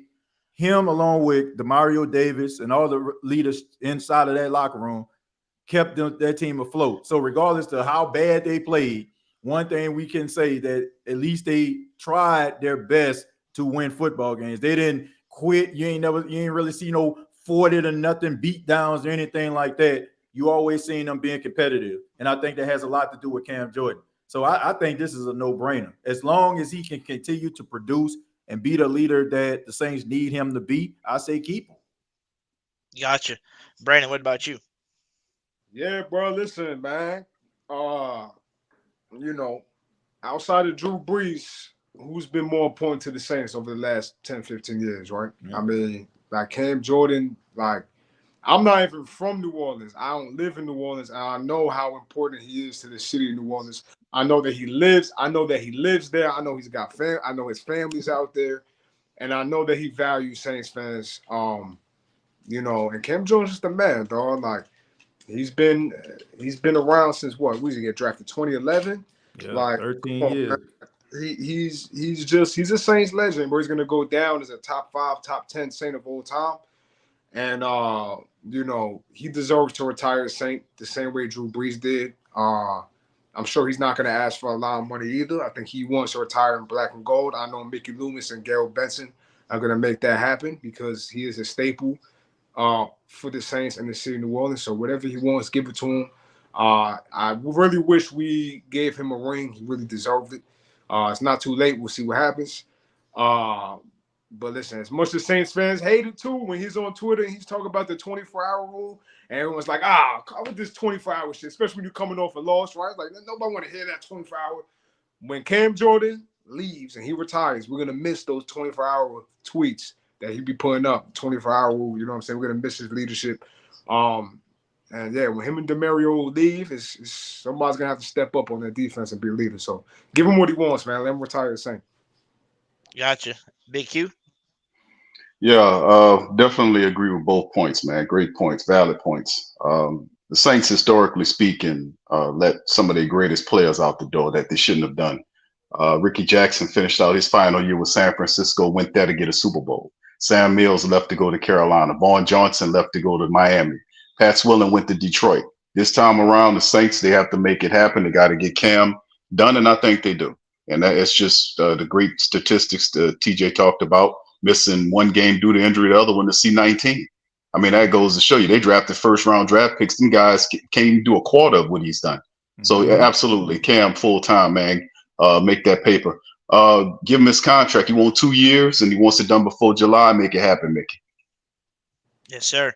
And everybody in the chat, put 94 in the chat if you want to, re-sign and everything.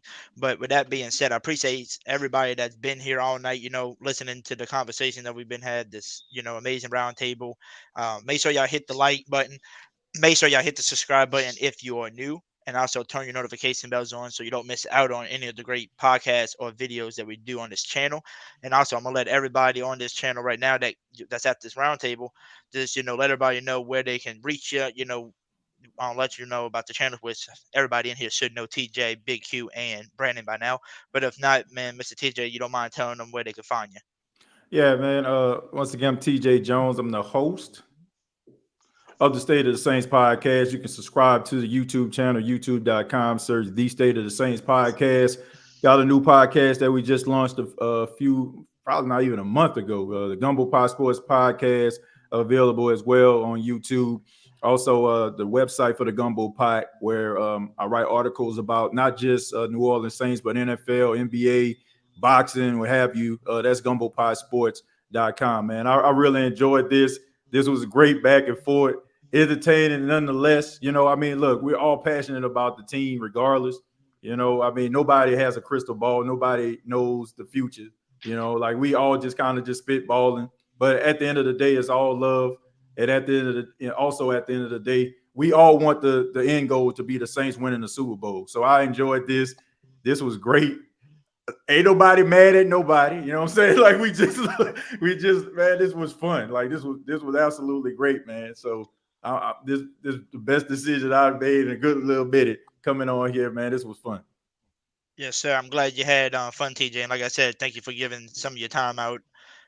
Just to even come on the show, because you can be like some other YouTubers where I'd be like, yeah, I'm making it, I don't need to come on your show. You're too small for me. You know what I'm saying? They got people out there like that, but I respect people that like y'all who don't do shit like that, because they literally do have people out there that think they're the greatest because they got 10,000 subs and all that, and they're like, I don't even need to go on somebody's show that's 1,000. You can come on mine though, but not everybody does that. But it's about man. Look, nobody would have the numbers of the subscribers or the views if somebody didn't believe in them. You know what I'm saying? You have people that believed in what you're doing.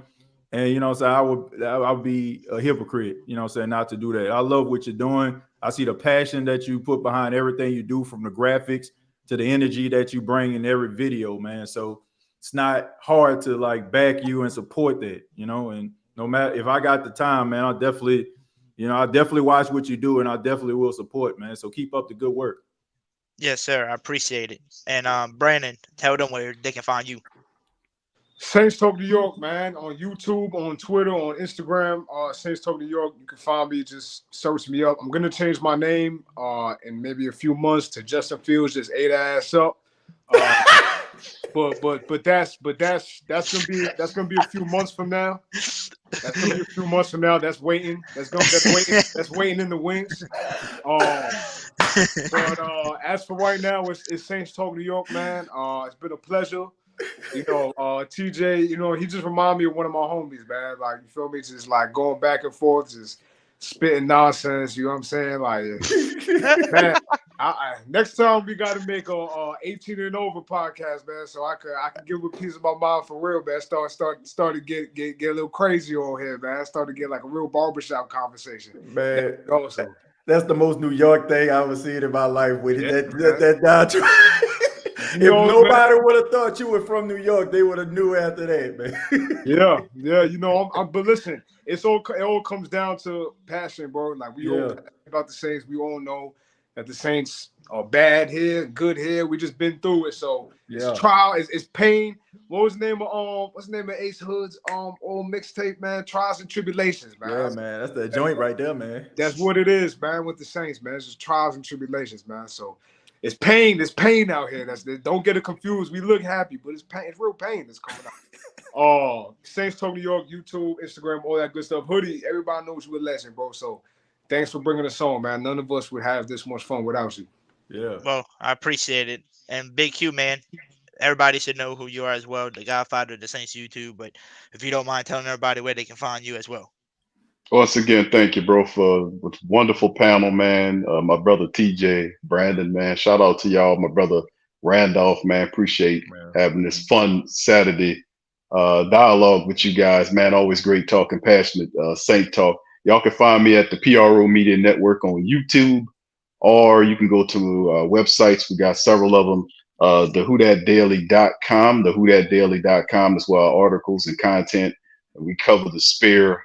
Saint Talk, we talk about college, LSU, all kind of stuff, the Pelicans, boxing, all that kind of stuff.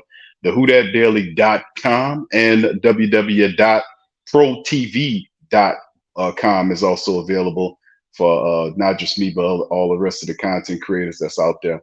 It's a lot smoking. So yeah, you can find us there. So appreciate y'all, brothers, for great dialogue. Hoodie, you the man, bro. Appreciate you. I'm always support you, and much love, bro. Let's get that boxing podcast. Yeah. Man, for real, man. That's for real. I'm gonna be doing one tomorrow, bro. Y'all gonna be in the building for that Regis fight next month?